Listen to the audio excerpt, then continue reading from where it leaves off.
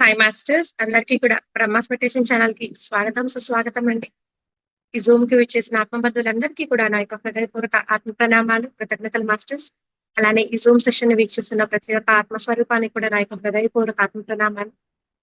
ఎంతో చక్కగా అద్భుతంగా ఈ ధ్యాన మార్గము, ఈ సజ్జన సాంగత్యము, ఈ జ్ఞానం అంతా తెలుసుకుంటూ ఎంతో అద్భుతమైన ప్రణాళికతో మనం ఆత్మ ప్రయాణం చేస్తూ ఉన్నాము.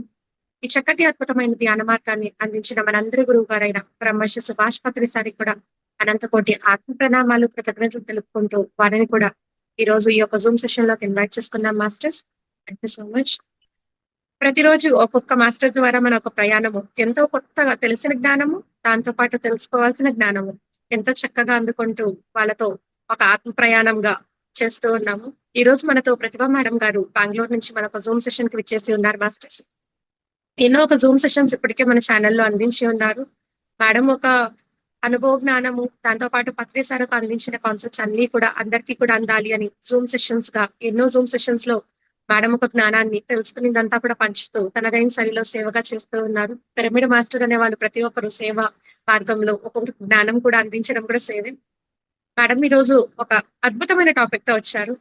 మనము ఎన్నో జన్మలు తీసుకుంటూ ఉన్నాము, ఎన్నో జన్మలు మళ్ళా మరణిస్తూ ఉన్నాం, పుడుతూ ఉన్నాం, పోతూ ఉన్నాం. ఈ యొక్క జన్మ పరంపర ఎందుకు పుడుతున్నాము, ఎందుకు వెళ్ళిపోతున్నాము, జననం మరణం అనే కారణమైన అంటే నేర్చుకుంటున్నాము, నేర్పించే జన్మలు, నేర్చుకునే జన్మలు. అంటే మనం నేర్చుకునేది వేరే వాళ్ళకి నేర్పిస్తూ ఉంటాము, కొన్ని తెలియనివి మళ్ళా నేర్చుకుంటూ ఉన్నాం.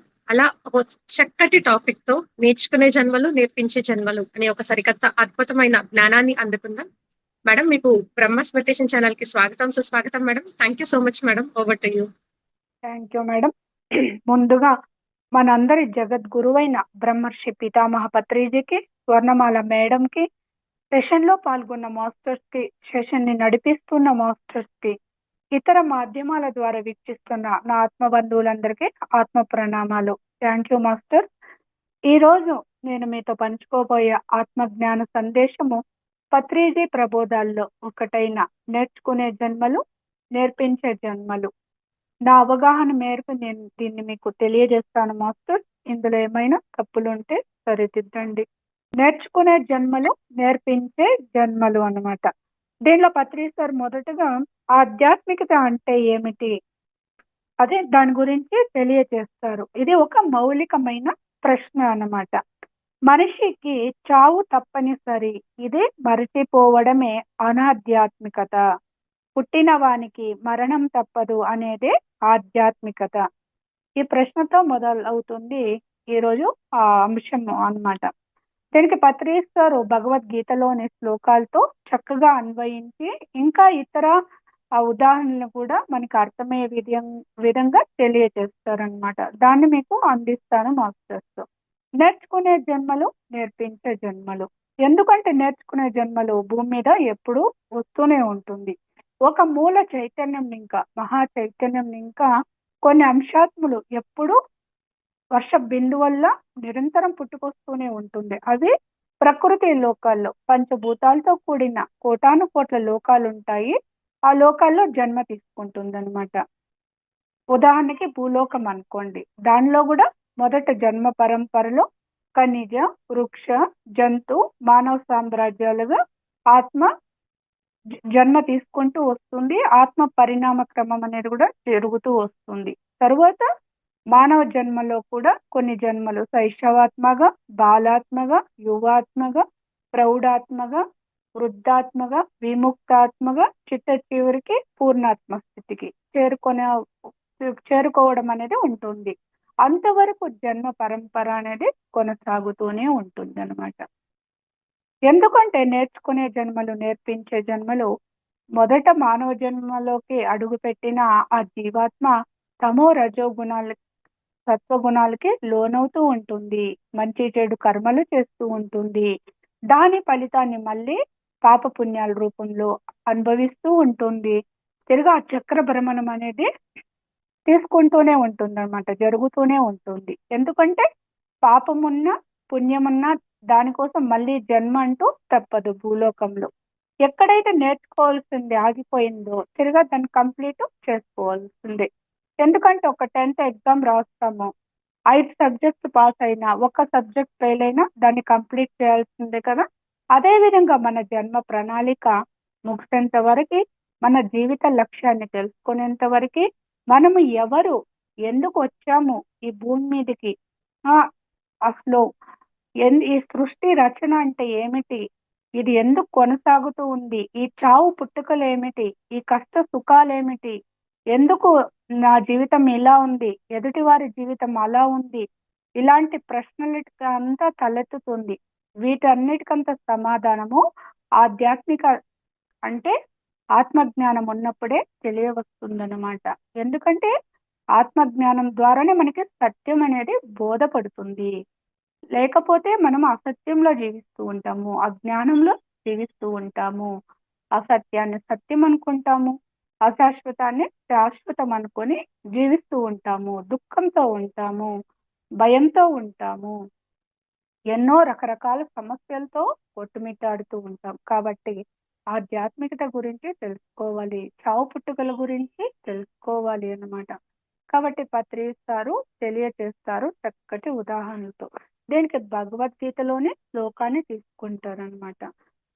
అది ఏమంటే జాతస్య హి ధ్రువో మృత్యు ధ్రువం జన్మ మృతస్య చ తస్మాత్ అపరిహార్యార్థే నత్వం శోచితు అర్హసి అన్నమాట. అంటే పుట్టిన వానికి మరణము తప్పదు, మరణించిన వానికి మళ్ళీ పుట్టుక అనేది తప్పదు, జననం అనేది తప్పదు. అనివార్యమైన దీనికోసము ఆలోచించడము, బాధపడము, దుఃఖించడం అనేది తగదు అన్నమాట. అదే అర్థము. ఎందుకంటే యక్షుడు కూడా ప్రశ్నలు అడుగుతాడు యుధిష్ఠిరుని అన్నమాట. యక్ష ప్రశ్నలు. ప్రపంచంలో అత్యంత ఆశ్చర్యకరమైన విషయం ఏది అన్నప్పుడు దానికి యుధిష్ఠిరుడు అంటే ధర్మరాజు, పాండవుల్లో పెద్దవారు చెప్తారు. చుట్టూ ఎంతో మంది చనిపోతూ ఉన్నా కూడా నేను చనిపోను అనుకోవడమే అత్యంత ఆశ్చర్యకరమైన విషయం అన్నమాట. మనం చూస్తూ ఉంటాం నిత్య జీవితంలో ఎంతో మంది మరణిస్తూ ఉంటారు. అది గర్భస్థ శిశువు ఇంకా పిండం ఇంకా కావచ్చు, గర్భస్రావాలు జరగవచ్చు, పొట్ట లోపల పుట్టక ముందే చనిపోవచ్చు, పుట్టిన తర్వాత చనిపోవచ్చు, బాల్యంలో కావచ్చు, యవ్వనంలో కావచ్చు, ప్రౌఢ దశలో కావచ్చు, వృద్ధాప్యంలో కావచ్చు, ఏ దశలో అయినా మన ఇంట్లో వాళ్ళు కానీ, చుట్టుపక్కల కానీ, తల్లిదండ్రులు, పిల్లలు, పెద్దలు అందరూ మరణించడం అనేది జరుగుతూనే ఉంటుందన్నమాట. అది చూసినా కూడా నేను చనిపోను అనుకునే ఆ భావనే మనకి, ఆ తలపే మనకి రాదు అన్నమాట. అయ్యో వాళ్ళు చనిపోయారు, వీళ్ళు చనిపోయారు అని మాట్లాడుతూ ఉంటాం. కానీ మనం కూడా ఒక రోజు పోవాల్సిన వాళ్ళమే. ఈ భూమి మీద మనం నేర్చుకోవాల్సింది అయిపోయినాక, మనం వచ్చిన పని అయిపోయినాక, మన కర్మ అయిపోయినాక పోవాల్సిందే అనే ఆ జ్ఞానం అనేది మనకి ఆలోచనే రాదు అన్నమాట. అదే అత్యంతకరమైన ఆశ్చర్యకరమైన విషయము అని చెప్తారు. అంతేకాదు బుద్ధుని దగ్గర కూడా ఒక ఆమె తన చనిపోయిన బిడ్డను తీసుకుని వచ్చి బతికించమని అడుగుతుంది. బుద్ధుడు అలాగే బతికిస్తాను, కానీ ఒక పని చెయ్యి, ఎవరైనా చావులేని ఇంటికి వెళ్ళి కొద్దిగా ఆవగింజలు తీసుకురా అని చెప్తారు. ఆ తల్లి ఆ ఊరంతా తిరుగుతుంది. అయ్యో ఆవగింజలే కదా ఎవరైనా ఇస్తారులే అనుకొని వెళ్తుంది. కానీ ఒక్క విషయము నువ్వు అడగాలి, వాళ్ళు ఆవగింజలు ఇచ్చేటప్పుడు మీ ఇంటిలో ఎవరు చనిపోలేదా అనే ప్రశ్న అడగాలి అనమాట. ఏ ఇంటికి వెళ్ళినా ఆ ఇంటిలో ఆవగింజలు ఇవ్వడానికి రెడీగా ఉంటారు. కానీ ఎవరు చనిపోలేదంటే ఎవరో ఒకరు చనిపోయి ఉంటారు. అత్తో, తల్లో, బిడ్డో, భర్తో ఎవరో ఒకరు. అలా తిరిగి తిరిగి ఆమెకి చివరికి బోధపడుతుంది, సత్యం అర్థమవుతుంది. ప్రతి ఇంటిలోనూ చావు అనేది ఉంది, మనిషి పుట్టినాక మరణించడము తప్పదు అనే సత్యం బోధపడుతుంది అనమాట. తరువాత బుద్ధుని దగ్గరకు వచ్చి జరిగిన విషయం అంతా తెలుస్తుంది. తర్వాత బుద్ధుడు ఆమెకి ఇవ్వాల్సిన జ్ఞానాన్ని అందిస్తాడనమాట. కాబట్టి పుట్టిన వానికి మరణము తప్పదు అని తెలుసుకోవడమే ఆధ్యాత్మికత అన్నమాట.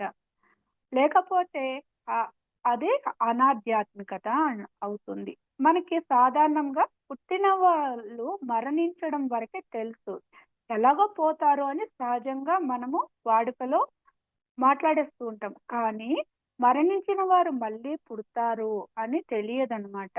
అదే అసలైన ఆధ్యాత్మికత అని చెప్తారు. పుట్టినవారు మరణించక తప్పదు అనేది ప్రాపంచిక జ్ఞానమైతే, మరణించిన వారు మళ్ళీ పుట్టుక తప్పదు అన్న అన్న తెలుసుకోవడమే అసలైన ఆధ్యాత్మికత అని పత్రిస్తారు చెప్తారనమాట. అంటే అది పునర్జన్మ, జన్మ పునర్జన్మ సిద్ధాంతంలోకి వస్తుందన్నమాట. దానికే కృష్ణుడు కూడా చెప్తాడు అర్జునుడితో, అర్జున, నువ్వు నేను ఎన్నో జన్మలు కలిసి ప్రయాణం చేస్తాము, కానీ నా జన్మల గురించి నాకు తెలుసు, నీకు తెలియదు అని చెప్తారు. బహూని మే వ్యతీతాన్ని జన్మాని తవ చార్జున, తాన్యహం వేద సర్వాణి నత్వం వేత్త పరంతప అని చెప్తారు. ఎందుకంటే కృష్ణుడు యోగేశ్వరుడు, ధ్యానం చేసిన వాళ్ళు, ఆత్మజ్ఞానం పొందిన వాళ్ళు అనమాట. కాబట్టి కృష్ణుడికి అన్ని తెలుసును. యోగేశ్వరులకంతా కూడా ఇతరుల జన్మ పరంపర అంతా కూడా తెలుస్తుంది. కాబట్టి భూలోకం అనేది ఒక పాఠశాల. ఎన్నో అనుభవాల కోసము కర్మానుసారంగా కానీ కొన్ని ప్రణాళికలు వేసుకొని, ఎంపికలు ఎన్నుకొని, ప్రణాళిక ప్రకారంగా భూమి మీద ఏదో ఒక దేశము, ఒక ఊరు, ఒక కుటుంబము, కొన్ని భవబంధాలను ఎంచుకొని వస్తుందన్నమాట ఆత్మ.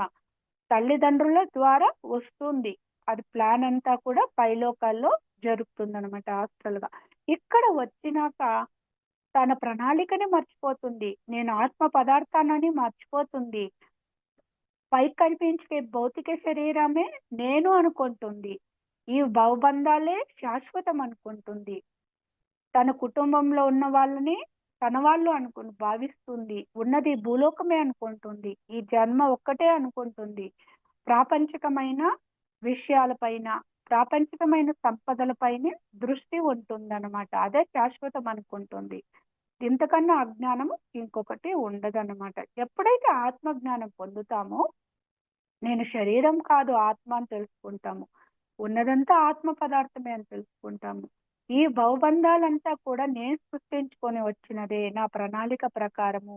వీళ్ళంతా నాకు పాఠాలు నేర్చుకోవడానికి, నాకు సహకరించడానికి, నా ఆత్మ ఎదుగుదలకి వచ్చిన భవబంధాలు అని తెలుసుకుంటాము. పుట్టినాక మరణము తప్పదు, పుట్టుకతోనే చావు అనేది ఫిక్స్ అయి ఉంటుంది, అదే అర్థమవుతుంది. తిరగా తన ప్రణాళిక అయిపోయినాక తిరిగి ఆత్మ తన లోకాలకి వెళ్ళిపోతుంది కర్మానుసారంగా. మళ్ళీ ఇంకొకసారి జన్మ తీసుకుంటుంది అనమాట, కొత్త ప్రణాళిక వేసుకొని. ఇదంతా తెలుసుకోవడమే ఆధ్యాత్మికత, తెలియకపోవడమే అనాధ్యాత్మికత.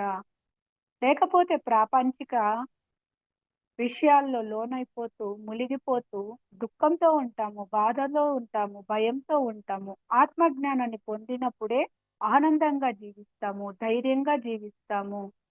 మనం అనుకుంటాము, నేను ఇంత డబ్బు సంపాదించినా ఎందుకు ఆనందంగా ఉండలేదు, లేకపోతే నేను ఎంత మంచి చేసినా నాకు ఎందుకు కష్టాలు, అనారోగ్యాలు అనుకొని చుట్టుపక్కల ఉన్న వాళ్ళతో పోల్చుకుంటూ కూడా జీవిస్తూ ఉంటాము, ఆలోచిస్తూ బాధతో ఉన్న వర్తమాన క్షణాన్నంతా కోల్పోతూ ఉంటాము. మనకన్నా దగ్గరగా చూస్తే మనకన్నా ఎక్కువ కష్టాలు ఉంటుంది ఎదుటి వారి జీవితాల్లో పక్కనున్న వాళ్ళతో. కాకపోతే వాళ్ళు సత్యంలో జీవిస్తూ ఉంటారు, సత్యాన్ని తెలుసుకుని జీవిస్తూ ఉంటారు. వాళ్ళు అన్ని కష్టాలు, అన్ని బాధలు ఉన్నా కూడా పైకి కనిపించకుండా ఆనందంగా ఉన్నారు, ధైర్యంగా ఉన్నారంటే వాళ్ళకి సత్యం బోధపడి ఉంటుంది. లేకపోతే ఒక సంతృప్తికరమైన జీవితంతో ఉంటారనమాట.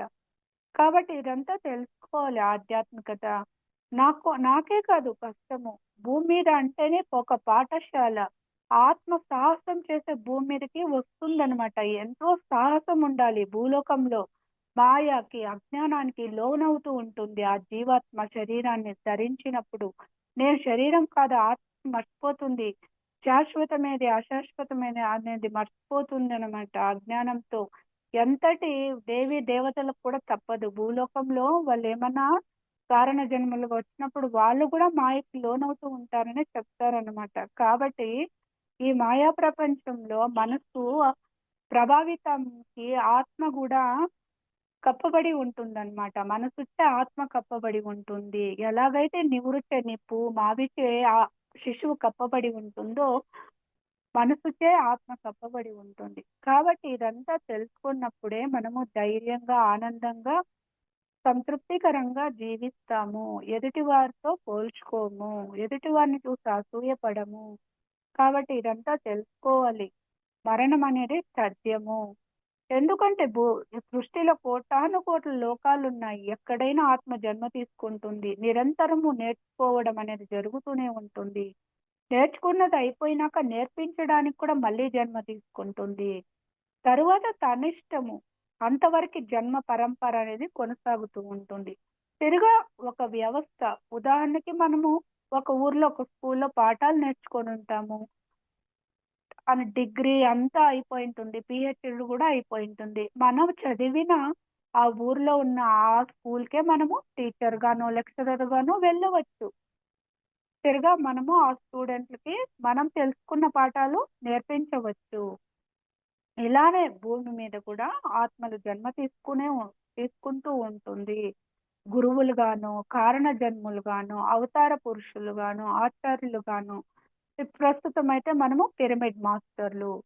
పిరమిడ్ మాస్టర్లంతా కూడా ఎన్నో లోకాల ఇంకా వచ్చిన ఉన్నతమైన ఆత్మలే, విముక్తాత్మలే. భూమి మీద ఈ ధ్యానాన్ని, ఆత్మ జ్ఞానాన్ని, ఆ శాకాహారం గురించి తెలియజేయడానికే మనము జన్మ తీసుకున్నాము. కాబట్టి ఇదే విధంగా ఒక వ్యవస్థ అనేది భూమి మీద ఎప్పుడూ ఉంటుంది. నేర్చుకున్న వాళ్ళు వెళ్ళిపోవచ్చు స్టూడెంట్స్‌గా. కానీ నేర్పించే వాళ్ళు ఎప్పుడూ ఉంటారు. ఋషులు, యోగులు ఎవరైనా కానీ. ఇది వ్యవస్థ అన్నమాట. నిరంతరము జరుగుతూనే ఉంటుంది. ఎప్పుడైతే దుఃఖం ఇంకా విడుదలవుతామో అప్పుడే మనకి ముక్తి, మోక్షము అదే ఆనందంగా ఉండడము వర్ధమాన క్షణంలో. నేర్చుకున్నది అయిపోయినాక నేర్పించడానికి కూడా మళ్ళీ జన్మ తీసుకోవాల్సొస్తుంది. అది గూడా అయిపోయినాక తరువాత మన ఇష్టం అన్నమాట. ఏ లోకంలో అన్నా తీసుకోవచ్చు. తరువాత మన ఇష్టము. నేర్చుకుంటూనే ఉంటుంది. పూర్ణాత్మ స్థితికి ఎదిగేంత వరకు కూడా నేర్చుకుంటూనే ఉంటుంది. పూర్ణాత్మ గూడా తిరగా అంశాత్మలను ఇంకా గూడా కొన్ని అనుభవాల్ని స్వీకరిస్తూనే ఉంటుంది. తను సృష్టికర్త అయినా కూడా తను కూడా ఒక పక్క సృష్టికర్తగా ఉన్నా కూడా ఇంకా అధిక జ్ఞానాన్ని పొందుతూనే ఉంటుందన్నమాట. కాబట్టి ఇది నిరంతరము జరుగుతూనే ఉంటుంది. కాబట్టి పత్రిజీ సార్ ఇంకా ఒక శ్లోకం కూడా చెప్తారనమాట. అశోచ నన్వశోచత్వ వా ప్రజ్ఞావాదాంచ భాషసే గతాసు న గతాసు అంచ నాను శోషంతి పండితః. అంటే పండితుడు అనేవాడు మరణించిన వారి గురించి గాని, మరణించడానికి సిద్ధంగా ఉన్న వారి గురించి గాని, జీవించి ఉన్న వారి గురించి గాని ఆలోచించకూడదు. యోచన చేయకూడదు. అలా ఆలోచిస్తే, బాధపడితే అతను పండితుడే కాదు అని చెప్తారనమాట. ఇంకా ఏం చెప్తారంటే కొన్ని ఉదాహరణలు పత్రిస్తారు. ఒకసారి అర్జునుడు కృష్ణుని నిలదీస్తాడనమాట. అభిమన్యుడు చనిపోయినప్పుడు. యుద్ధ సమయానికి ముందే భగవద్గీత అంతా కూడా విన్నాడు, బోధించాడు. కర్తవ్యము యుద్ధం చేయడము రాజుగా తన కర్తవ్యము. యుద్ధంలో చనిపోతే మరణం పొందినప్పుడు స్వర్గం దొరుకుతుంది. స్వర్గానికి వెళ్తారు. స్వర్గ సుఖాలు అనుభవిస్తారు. యుద్ధంలో గెలిస్తే రాజ్యము, రాజ్యాధికారం వస్తుంది. భోగాల్ని అనుభవిస్తాడు రాజుగా. ఏదైనా మంచే జరుగుతుంది. అయినా కూడా యుద్ధం సమయంలో అభిమన్యుడు చనిపోయి ఉంటాడు. కృష్ణుని నిలదీస్తాడనమాట. అది తన కాలర్ పెట్టుకొని, నీకు అన్నీ తెలుసు, ఎందుకు ఆపలేకపోయావు అనేసి. తనని దివ్య దృష్టి ఇచ్చి ధ్యానంలో కూర్చోపెట్టి సూక్ష్మ శరీరం ద్వారాను ఎలాగో అభిమన్యుడు ఉన్న ప్లేస్ కి తీసుకువెళ్తాడు. పైలోకాల్లో ఎక్కడ ఉంటాడో అభిమన్యుని యొక్క ఆత్మ. అక్కడికి వెళ్ళినప్పుడు అర్జునుడు పిలుస్తాడనమాట అభిమన్యుణ్ణి. నేను మీ తండ్రిని అంటే అప్పుడు అభిమన్యుడు చెప్తాడు, నా తండ్రివా, ఏ జన్మలో తండ్రివి అనేసి. అంటే పైలోకాల్లో అక్కడ తండ్రి, తల్లి అనే బహుబంధాలు ఉండదు. అక్కడంతా ఉన్నదంతా కూడా మిత్రత్వమే. ఆత్మ పదార్థాలు ఆత్మస్థితిలోనే ఉంటారు. భూలోకంలో మాత్రమే ఆ భవబంధాలు. అది ఆ జన్మ వరకే అన్నమాట. అప్పుడు బోధపడుతుంది. అప్పుడు ఆ మోహం ఇంకా బయటపడతాడనమాట. అంటే గీత విన్నా కూడా అర్జునుడికి ఇంకా అజ్ఞానం పోలేదు. ఇంకా ఆ ఏడుపు అనేది అలాగనే ఉంది. నా కొడుకు పోయాడు. అసలు నేను శరీరమే కాదు, ఆత్మ అని తెలుసుకోవాలి. తర్వాత నా కొడుకు అన్న భావన కూడా తప్పే అన్నమాట. తర్వాత చనిపోయాడు అన్నది కూడా తప్పు. ఎందుకంటే మరణం అనేది శరీరానికి, ఆత్మకు కాదు. భవబంధాలంతా ఈ భూలోకంలోని ఈ జన్మకే. ఆత్మ తన ప్రణాళిక ముగించుకున్నాక పైలోకాల్లో నువ్వెవరో నేను ఎవరో అనే విధంగా వాళ్ళ పనుల్లో ఉంటారనమాట బిజీగా. కాబట్టి అన్నీ అజ్ఞానమే అని చెప్తారు. ఇంకా మరణం ఇంకా తప్పించుకోవడము ఎవరి వల్ల కాదు. దానికి కూడా ఒక ఉదాహరణ చెప్తారు, ఇస్తారు. పరీక్షిత మహారాజు తనకి పాము కాటికి మరణించే ఒక మరణించే ఒక శాపం ఉంటుందన్నమాట. అతను ఇంకా చనిపోతాను ఒక వారంలో అనుకొని పరిహారం కోసము భాగవతం కూడా వింటాడు. పాము వచ్చి కొరికి చంపకూడదని ఒంటి స్తంభం మీద మేడ కట్టుకొని ఉంటాడు. అయినా కూడా ఆ పాము కాటేసి ఆ, వేయడం జరుగుతుంది. అది నిజంగా జరిగిందో కలలో జరిగిందో తెలియదు. మరణిస్తాడు మొత్తంలో.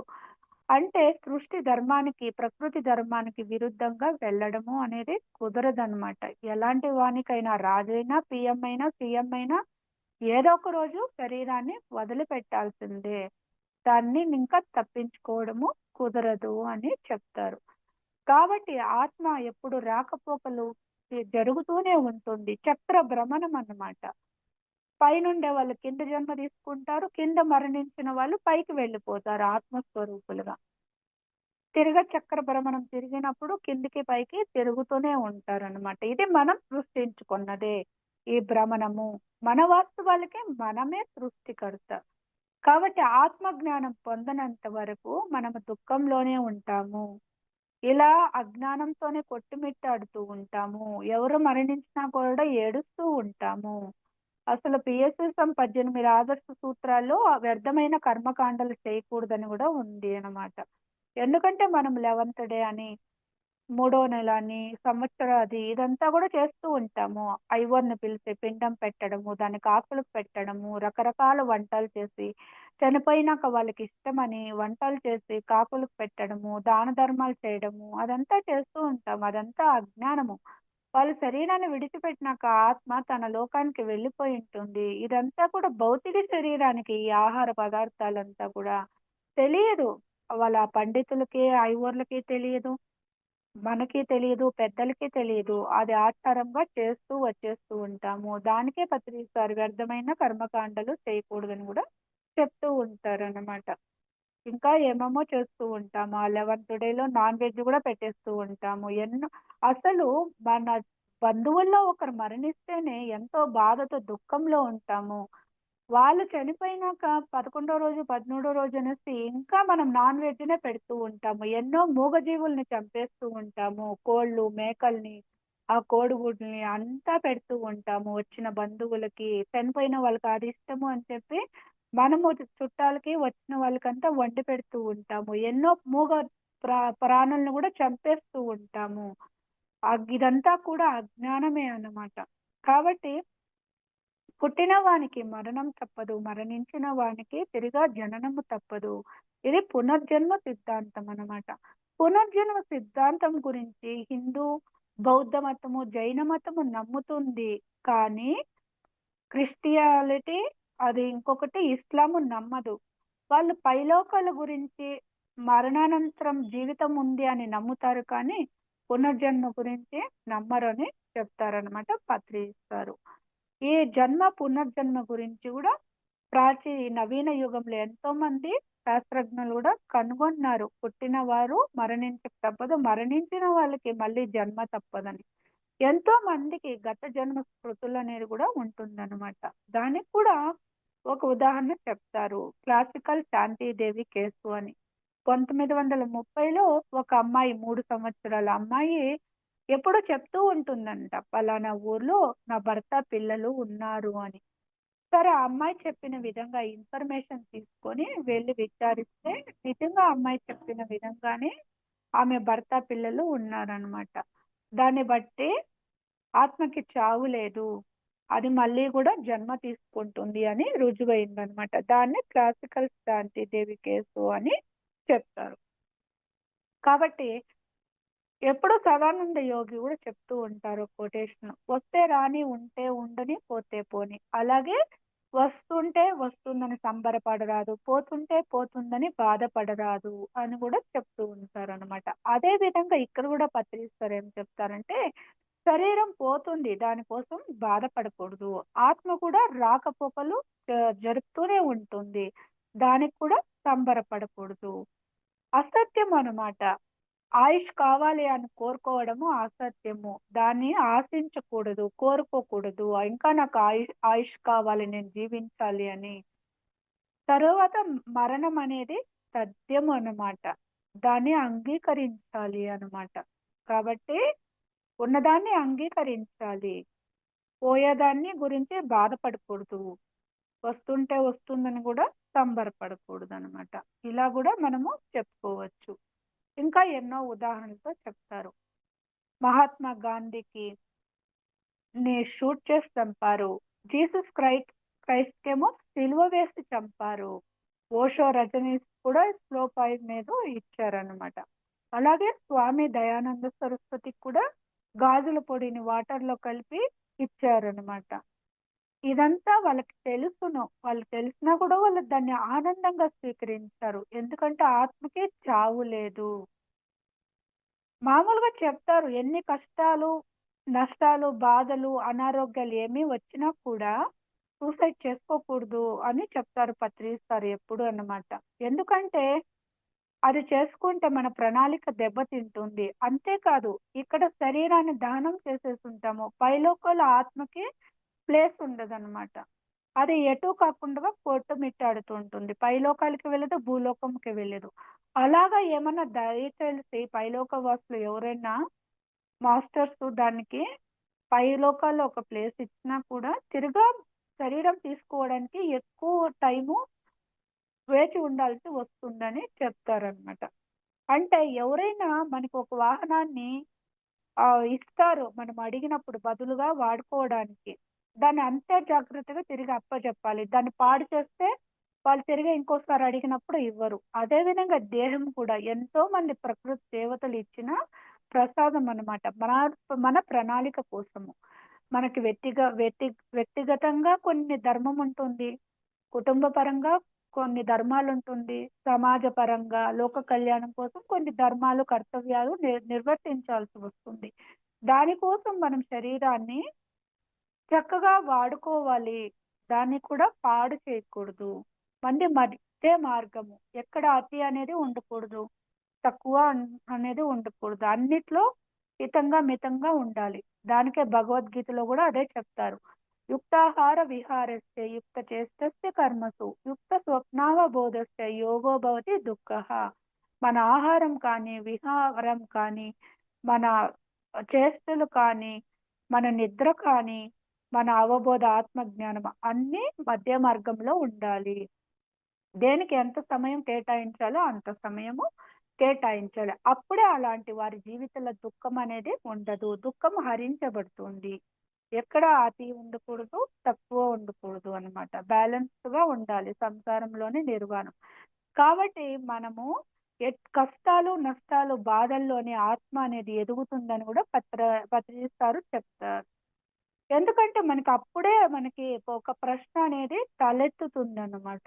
అప్పుడే మన కర్మ దగ్ధమయ్యే సమయం ఆసన్నమైనప్పుడు ఏదో ఒక సద్గురువు, ఆ పరమాత్ముడు ఏదో ఒక గురువు రూపంలో మనకి ఆ జ్ఞానాన్ని అందిస్తారనమాట. లేకపోతే సుఖభోగాలతో మునిగిపోతూ ఈ శరీరమే శాశ్వతం అనుకొని మనం శరీరాన్ని ఎలా కాపాడుకోవాలంటే సరి అయిన ఆహారం ఇవ్వాలి. ఆ సరి అయిన సమయానికి ఆకలి వేసినప్పుడు తినాలి. సమయంని చూసి కూడా కాదు. దానికి తగినంత నిద్ర ఇవ్వాలి. మంచి కర్మలే చెయ్యాలన్నమాట. అప్పుడే చక్కగా ఉంటుంది. అంతేకాని మనం ఊరికే పైకి చేసుకునే అలంకరణల వల్ల కాదు. మనం అనారోగ్య పాలు కాకుండా ఉండాలంటే మనం తీసుకునే ఆహారం నుంకే మనము మొదలు పెట్టాలి. కాబట్టి శరీరాన్ని కాపాడుకోవాలి. దానిపైన మోహం ఉండకూడదు. ఎప్పటికైనా ఒక దినం నశించేదే. ఎన్ని ఖర్చులు పెట్టి మనం బ్యూటీ పార్లర్‌కి వెళ్ళినా, ఎంత మంచి బట్టలు వేసినా కూడా ఎప్పటికైనా శరీరం నశించేదే. కానీ మన ప్రణాళికను ఫుల్ఫిల్ చేసుకోవడాన్ని దాన్ని ఆరోగ్యంగా ఉంచుకోవాలి. అంతేగాని మోహం పెంచుకోకూడదు దానిపైన.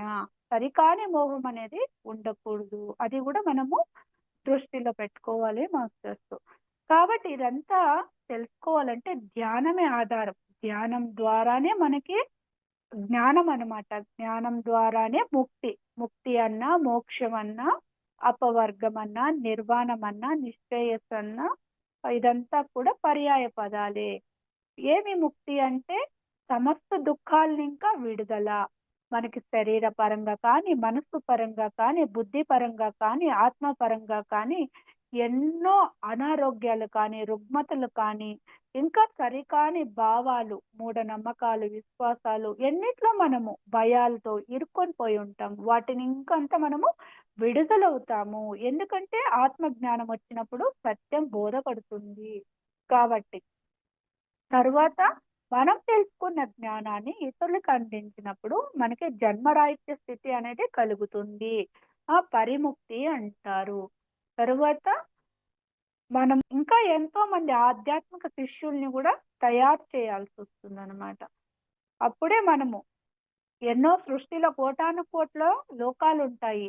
ఆ లోకాల జ్ఞానం అంతా కూడా మనము తెలుసుకున్నప్పుడు మనం కూడా ప్రతి దీనికి కార్యకారణ సిద్ధాంతం అనేది ఉంటుంది. ఆధ్యాత్మిక శాస్త్రం 6 సిద్ధాంతాలు చెప్తారు కదా సారు. ఆత్మ సిద్ధాంతము, పునర్జన్మ సిద్ధాంతము, కర్మఫల సిద్ధాంతము, పురోగమన సిద్ధాంతము, యోగ సిద్ధాంతము, అనేక సిద్ధాంతము. వీటి గురించి అంతా కూడా మనం క్షుణ్ణంగా అర్థం చేసుకొని అవగాహనలో ఉంచుకొని ఆచరణలో పెట్టినప్పుడు మనం కూడా ఆ సహసృష్టికర్తలుగా తయారవుతాము, యోగీశ్వరులుగా తయారవుతాము, బ్రహ్మర్షులుగా తయారవుతాము అన్నమాట. అంతవరకు ఈ జన్మ పరంపర అనేది కొనసాగుతూనే ఉంటుంది. తిరిగి నేర్పించాలని ఉంటే మనము ఏ లోకంలో కన్నా వెళ్ళి జన్మ తీసుకొని మనము కారణ జన్మ కావచ్చు, అవతార పురుషులు కావచ్చు. ప్రస్తుతం అయితే వాకిన్స్ రూపంలో మన పిఎస్ఎస్ఎంలో 80% మాస్టర్స్ వాకిన్స్ అంటారు. వాకిన్స్ రూపంలో కూడా పైలోక వాసులు మన శరీరాన్ని వాహనంగా వాడుకుంటారనమాట. ఎవరైతే భూమి మీద సత్వ గుణంతో ధర్మంగా జీవిస్తూ ఉంటారో శాకాహారిగా, అలాంటి వారి దేహాన్ని వాళ్ళు వాహనంగా వాడుకొని తను భూలోకంలో ఏ ప్రణాళిక మీదైతే ఓ వచ్చిందో ఆ ప్రణాళికని కంప్లీట్ చేసుకుంటుంది అనమాట. ఆ వాహనం యొక్క ఆ వ్యక్తి యొక్క తన ఇమీడియట్ ఫ్యామిలీని కూడా చూసుకుంటూ మరొక పక్క లోక కళ్యాణం కోసం ఉపయోగించుకుంటారు. కాబట్టి ఈ శరీరాన్ని కూడా మనము చక్కగా కాపాడుకోవాలి. సరి అయిన ఆహారాన్ని వేయాలి, ధర్మబద్ధంగా జీవించాలి, సత్యంలో జీవించాలి. సత్యంలో జీవించడమే ఆధ్యాత్మికత. ఆత్మస్థితిలో జీవించాలి. మనం మాట్లాడే ప్రతి మాట సత్యంతో కూడి ఉండాలి. స్పష్టత అనేది ఉండాలి. అది క్వాలిటీ అన్నమాట. అది యుక్తం అన్నమాట. తర్వాత చెప్పాల్సిందంతా కూడా సంక్షిప్తంగా చెప్పాలి. అది క్వాంటిటీ అన్నమాట. తర్వాత ఆకలి వేసినప్పుడే తినాలి, సమయాన్ని చూసి కాదు. కామన్ సెన్స్ అనేది ఉండాలి. జన్మ పరంపరలో ఆత్మ ఎన్నో అనుభవాలని నేర్చుకుంటూ ఉంటుంది. దాని ద్వారా బుద్ధి వికసిస్తుంది.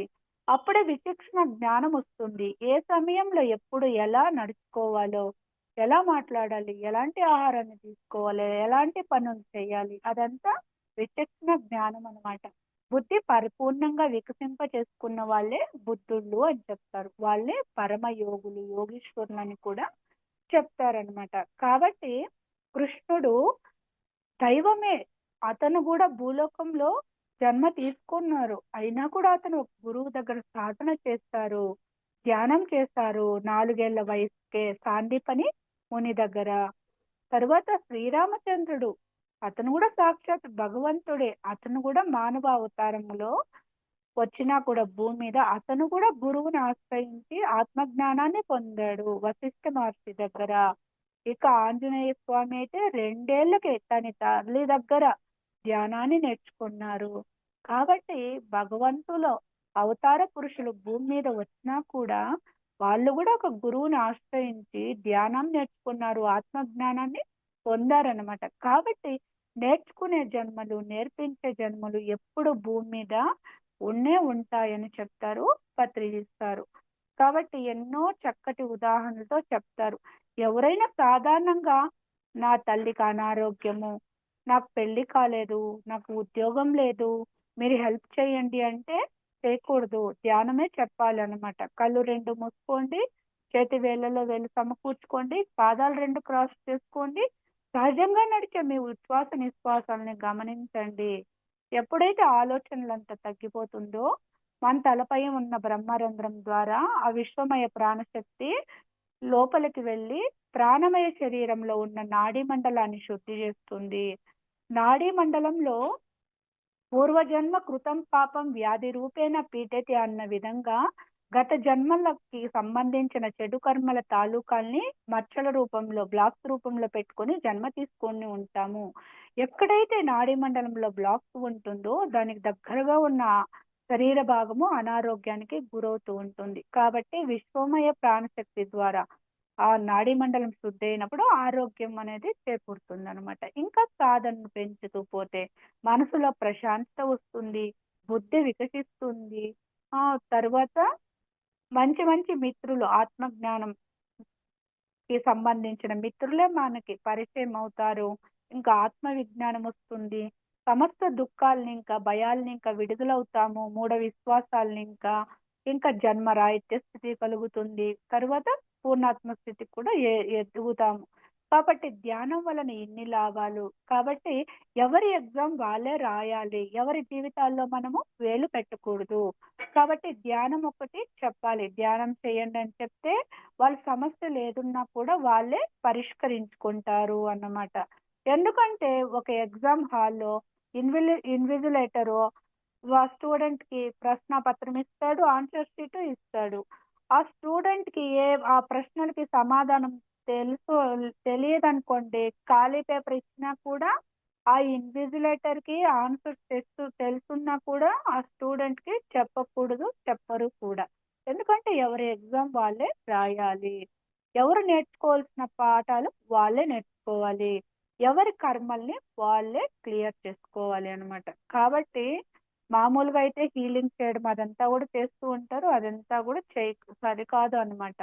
ఎవరి కర్మల్ని వాళ్ళే క్లియర్ చేసుకోవాలి. ఎవరి వాస్తవాలకి వాళ్ళే సృష్టికర్త. కాబట్టి దానికే పత్రి సార్ కూడా చెప్తారు, నో డాక్టర్ నో మెడిసిన్. ఎందుకంటే కర్మ చేసింది నువ్వు, దాని ఫలితాన్ని అనుభవిస్తున్నది నువ్వు. ఒక రోగం వచ్చింది అంటే సరికాని కర్మ ఏదో చేశావు, దానివల్ల పాపం అంటుంది. ఆ పాపాన్ని తిరగ రోగం రూపంలో అనుభవిస్తున్నావు. మధ్యంలో డాక్టర్ ఎందుకు, ఆ మెడిసిన్ ఎందుకు? ఆ మెడిసిన్ ఇంకా ఇబ్బందులే, రియాక్షన్లు అవుతుంది. కాబట్టి సహజమైన శ్వాసను గమనించి విశ్వశక్తిని పొంది ఆ వ్యాధిని నయం చేసుకోవచ్చు. అనవసరంగా డాక్టర్ల దగ్గరికి వెళితే ఇంకా లేనిపోని టెస్టులు, ఖర్చులు, ఇంకా అదనంగా మనకి సపోర్టివ్ గా ఇంకొక వ్యక్తి రావాలి, వాళ్ళ పన్నులు వాయిదా పడుతుంది. ఎవరు ఎప్పుడు సహాయం చేయలేరు కదా ఇంకొకరికి. ఒక రోజు సరే, 2 రోజులు సరే, జీవితాంతము కష్టాలు, నష్టాలు, బాధలు వస్తూనే ఉంటుంది. ఎవరు పక్కనే ఉండి తీర్చరు కదా. ఎవరిపైన ఆధారపడకూడదు కదా. ఎవరిపైనైనా ఆధారపడితే అది చీకటి బ్రతికే అవుతుంది, పరాధీనపు బ్రతికే అవుతుంది. దానికే బుద్ధుడు కూడా అదే చెప్తాడు, అప్పో దీపో భవ, బి ఏ లైట్ అంటూ యువర్ సెల్ఫ్. కాబట్టి నీ ఆత్మని నువ్వే ఉద్ధరించుకోవాలి. దానికే భగవద్గీతలో కృష్ణుడు కూడా అదే చెప్తాడు, ఉద్ధరేణ ఆత్మనాత్మానం ఆత్మానం అవసాదయేత్, ఆత్మైవ ఆత్మనో బంధువు ఆత్మైవ రిపురాత్మన. కాబట్టి నీ ఆత్మకి నువ్వే బంధువు, నీ ఆత్మకి నువ్వే శత్రువు. నిన్ను నువ్వే ఉద్ధరించుకోవాలి. నీ కర్మల్ని నువ్వే దగ్ధం చేసుకోవాలి. నువ్వు ధ్యానం చెయ్యి, శాకాహారిగా ఉండు. తక్కువ జన్మల్లో నేను ఆత్మజ్ఞానాన్ని పొందుతావు. తక్కువ జన్మల్లోనే నీకు ముక్తి మోక్షం అనేది దొరుకుతుంది. కాబట్టి నేర్చుకునే జన్మలు, నేర్పించే జన్మలు, ఎప్పుడు ఈ భూమి మీద ఒక వ్యవస్థ అనేది నడుస్తూనే ఉంటుందని కూడా చెప్తారు పత్రి సార్ అన్నమాట. ఇంకా ఎన్నో ఉదాహరణలు చెప్తారనమాట సారు. భజగోవిందంలో భజగోవిందంలో ఒక శ్లోకం చెప్తారు, జటిలో ముండి లుంచిత కేశ పాషాయాంబర బహృత వేష పశ్యన్నపి పశ్యతి న పశ్యతి మూఢ ఉదర నిమిత్తం బహృత వేష. ఇక్కడ ఏం చెప్తారంటే సారు జటిలం ఉండి చాలా మంది కేశాల్ని ఒక్కొక్క వెంట్రుకనే తీసేస్తారంట. గుండు గీయించుకుంటే కూడా మళ్ళీ వస్తుందని రూట్ సమేతంగా తీసుకొని పర్మనెంట్ గా గుండు ఉండే తర ఉంటారు. కాషాయ వస్త్రాలు ధరిస్తూ ఉంటారు పొట్టకూటి కోసము. వాళ్ళకంతా తెలుసును ఇదంతా కూడా అశాశ్వతం అని తెలుసును.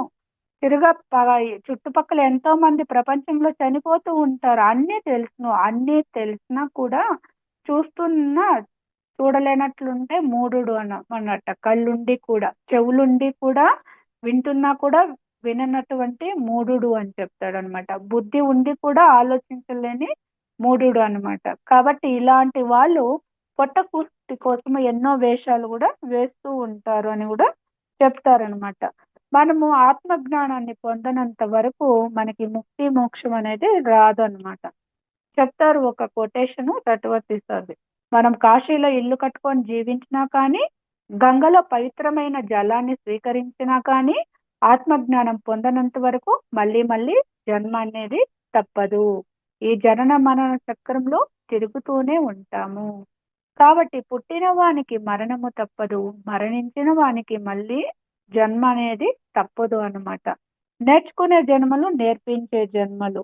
ఈ అద్భుతమైన అంశం గురించి నాకు తెలిసిన ఈ జ్ఞానాన్ని మీతో పంచుకోవడానికి అవకాశం ఇచ్చిన బ్రహ్మాస్తు జూమ్ సెషన్ మాస్టర్స్ కి, సెషన్ లో పాల్గొన్న మాస్టర్స్ కి, సెషన్ ని నడిపిస్తున్న మాస్టర్స్ కి, ఇతర మాధ్యమాల ద్వారా వీక్షిస్తున్న నా ఆత్మ బంధువులందరికీ ఆత్మ ప్రణామాలు. జై హో పత్రిజీ, జై హో పత్రిజీ, జై హో Patriji. Thank you madam, thank you masters. Thank you madam. చాలా చక్కగా చెప్పారు మేడం. నేర్పించే జన్మలు, నేర్చుకోవాల్సిన జన్మలు. మీరు అన్నట్లుగా ఇప్పుడు ఈ ప్రయాణం ఏదైతే చేస్తున్నామో మీరు తెలుసుకున్నారు, మీరు తెలుసుకొని మళ్ళా పంచారు.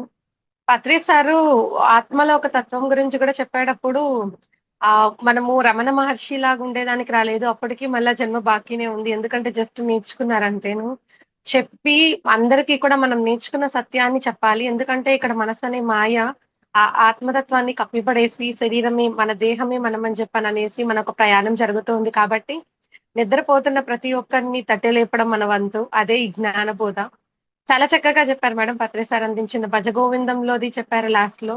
దాంతో పాటు భగవద్గీత ఒక శ్లోకాల్లో శ్రీకృష్ణుడు చెప్పింది కూడా అర్జునుడికి అదే. ఓ అర్జున, నేను నువ్వు చాలా జన్మలు తీసుకుని ఉన్నాము, కానీ నువ్వు ఎన్ని జన్మలు తీసుకున్నావు, ఏ జన్మలు తీసుకున్నావు నీకు తెలియదు. నేను తీసుకున్నాను. నా నా ఏ జన్మలు తీసుకున్నాను, ఎలా జన్మించాను అనేది ప్రతిదీ నాకు గుర్తు ఉంది, తెలుసు. అదే తేడా అని అంటారు. అంటే జన్మలు ప్రతి ఒక్కరం తీసుకున్నామని తెలుసు మాస్టర్స్, కానీ ఈ ధ్యానం ద్వారా ఇందాక మేడం చెప్పినట్లుగా ఆ కర్మ అనేది ఎలా దగ్ధమవుతుందంటే అండి, ధ్యానంతో దివ్య చక్షు ద్వారా అనేక జన్మలు మనం గతం తాలూకు ఏవైతే తీసుకున్నామో అవంతా స్పష్టంగా మన సినిమా మనం చూసుకుంటామండి. అలా నేను ఇప్పటికి 7 జన్మలు చూసుకున్నాను మాస్టర్స్. అలా చూసుకున్న తర్వాత అది ఎప్పుడైతే నేను ఒక కర్మని అలా ఎందుకు చూసుకోగలిగానంటే, కర్మని తెలుసుకున్నప్పుడు ఇదేదో నేను అనుభవిస్తున్నాను అంటే దీని తాలూకు వెనకాల ఏదో ఉంది, దానికి చైన్. ఇందాక మేడం అది కూడా చెప్పారు. ఆధ్యాత్మిక 6 సూత్రాలలో జన్మ, పునర్జన్మ, కార్యకారణ సంబంధం కూడా. ఏ కారణం లేకుండా ఏ కార్యం జరగదండి. మన జీవితంలో ఏదైనా ఒక సమస్య వచ్చింది, కష్టం వచ్చింది, నష్టం వచ్చింది, బాధ, ఆనందం, ప్రతి దానికి కారణం మనమే. మనం చేసిందే మనకి ఎదురవుతోంది అంతే. మనం అంటూ ఉంటారు, చాలా మంది మాస్టర్స్ చెప్తూ ఉంటారు గదండీ! పత్రి సార్ చెప్పింది కూడా అదే గదా! మన జీవితంలో ఒకరు ఎదురొచ్చారా, వాళ్ళ వల్ల మీరు ఇబ్బంది పడుతున్నారా, అది మీ బాకీయే. ఎందుకంటే మీరు గత జన్మలో వాళ్ళని ఇబ్బంది పెట్టారు. ఒకరు సహాయం చేస్తున్నారా, వాళ్ళు మీకొచ్చి మీరు వాళ్ళకి సహాయం చేశారు, ఈ జన్మలో వాళ్ళు బాకీ తీర్చుకుంటున్నారు. అంటే ఈ నేర్పించే జన్మలు, నేర్చుకునే జన్మలంటే బాకీ ఉండేవి బాకీ తీర్చుకోవడమే అండి. అప్పు వాళ్ళు వదులుతారా? వదలరు కదా! వడ్డీతో సహా బ్యాంక్ వాళ్ళు ఎట్లా వసూలు చేస్తారు అవును, ఇక్కడ. అవును. అలానే మనం ఇక్కడ ఏదైతే జ్ఞానాన్ని తెలుసుకుంటూ ఉన్నామో, మన జ్ఞాన ప్రయాణంలో వచ్చే చాలా థ్యాంక్స్ మేడం. చాలా చక్కగా అందించారు మేడం. భగవద్గీత ఒక శ్లోకాలతో జోడించి పత్రి సార్ ఒక కాన్సెప్ట్స్, దాంతో పాటు ఆ పత్రి సార్ ఏదైతే క్లియర్ కట్ గా చెప్పున్నారు, జన్మ పునర్జన్మ, వర్ణాంతర జీవితము, ఇదంతా ఉందండి.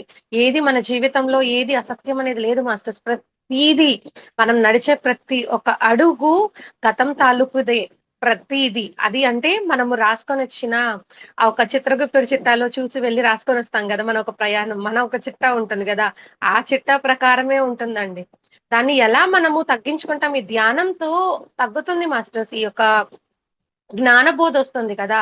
అప్పుడేమవుతుందనంటే నేను చేసిన తప్పుని నేను మనస్ఫూర్తిగా క్షమాపణ కోరుతున్నాను అనే పశ్చాత్తాపన భావనొస్తేనే అది మనస్ఫూర్తిగా కలిగినప్పుడు మాత్రమే అది తొలగిపోతుంది. అది మనస్ఫూర్తిగా తొలగింది పక్కన వాళ్ళకి తెలియాలనంటే లేదండి. మనం చేసిన తప్పుకి మన లోపలుండే ఆత్మే మార్కులిస్తుంది. నువ్వు మారావా లేదా అని. ఆ మార్కులు 100కి 100 వచ్చాయనుకోండి, ఆ జ్ఞానం నేర్చేసుకున్నాం కదా! ఇంక మళ్ళా నేర్చుకోవాల్సిన అవసరం లేదు దాన్ని. మళ్ళీ అది వేరే వాళ్ళకి మళ్ళా జన్మగా కావాలంటే అది తీసుకొని బోధిస్తాం మాస్టర్స్. చాలా థాంక్స్ మేడం. చాలా చక్కగా అందించారు మేడం. క్లాస్ ఈరోజు థ్యాంక్ యూ. చాలా చక్కగా బావుంది మేడం. సార్‌కి తన జీవిత లక్ష్యం తెలియజేస్తుంది కూడా యూ4 ఎవర్ మరణానంతర అవును. జీవితమే కదా! లేదు మరణము. దాన్నింకే సార్‌కి 1979లో తన జీవిత లక్ష్యం ఆ బుక్ ద్వారానే తెలిసిందనమాట. 'లోక్‌సంగ్ లో రామ్‌పాదే'. కాబట్టి పునః నామకరణం లేది. పున్నామ నరకం అంటే పుత్రుడు జన్మిస్తేనే మనకి పున్నామ నరకం భౌతిక ప్రపంచంలో ఆ కొడుకు పుడితే అనుకుంటాము. కానీ మనం ఆధ్యాత్మిక శిష్యుల్ని తయారు చేయాలి. ఆధ్యాత్మిక సంతతిని తయారు చేయాలి. ఆత్మజ్ఞాన ఆహ్, తో కూడిన శిష్యుల్ని తయారు చేయాలి అన్నమాట. మనకి బుద్ధి అయితే ఉంటుందో అదే బుద్ధి, గుణాలుండే శిష్యుల్ని తయారు చేసినప్పుడే మనకి మళ్ళీ జన్మరాహిత్య స్థితి అనేది జరుగుతుందనమాట. అదే అన్నమాట ఇదంతా కూడా. ఇది వేస్తారు కదా! జంధ్యము అదంతా కూడా వేస్తారు కదా! దాంట్లో అంతరార్థం అంతా కూడా అదే అన్నమాట.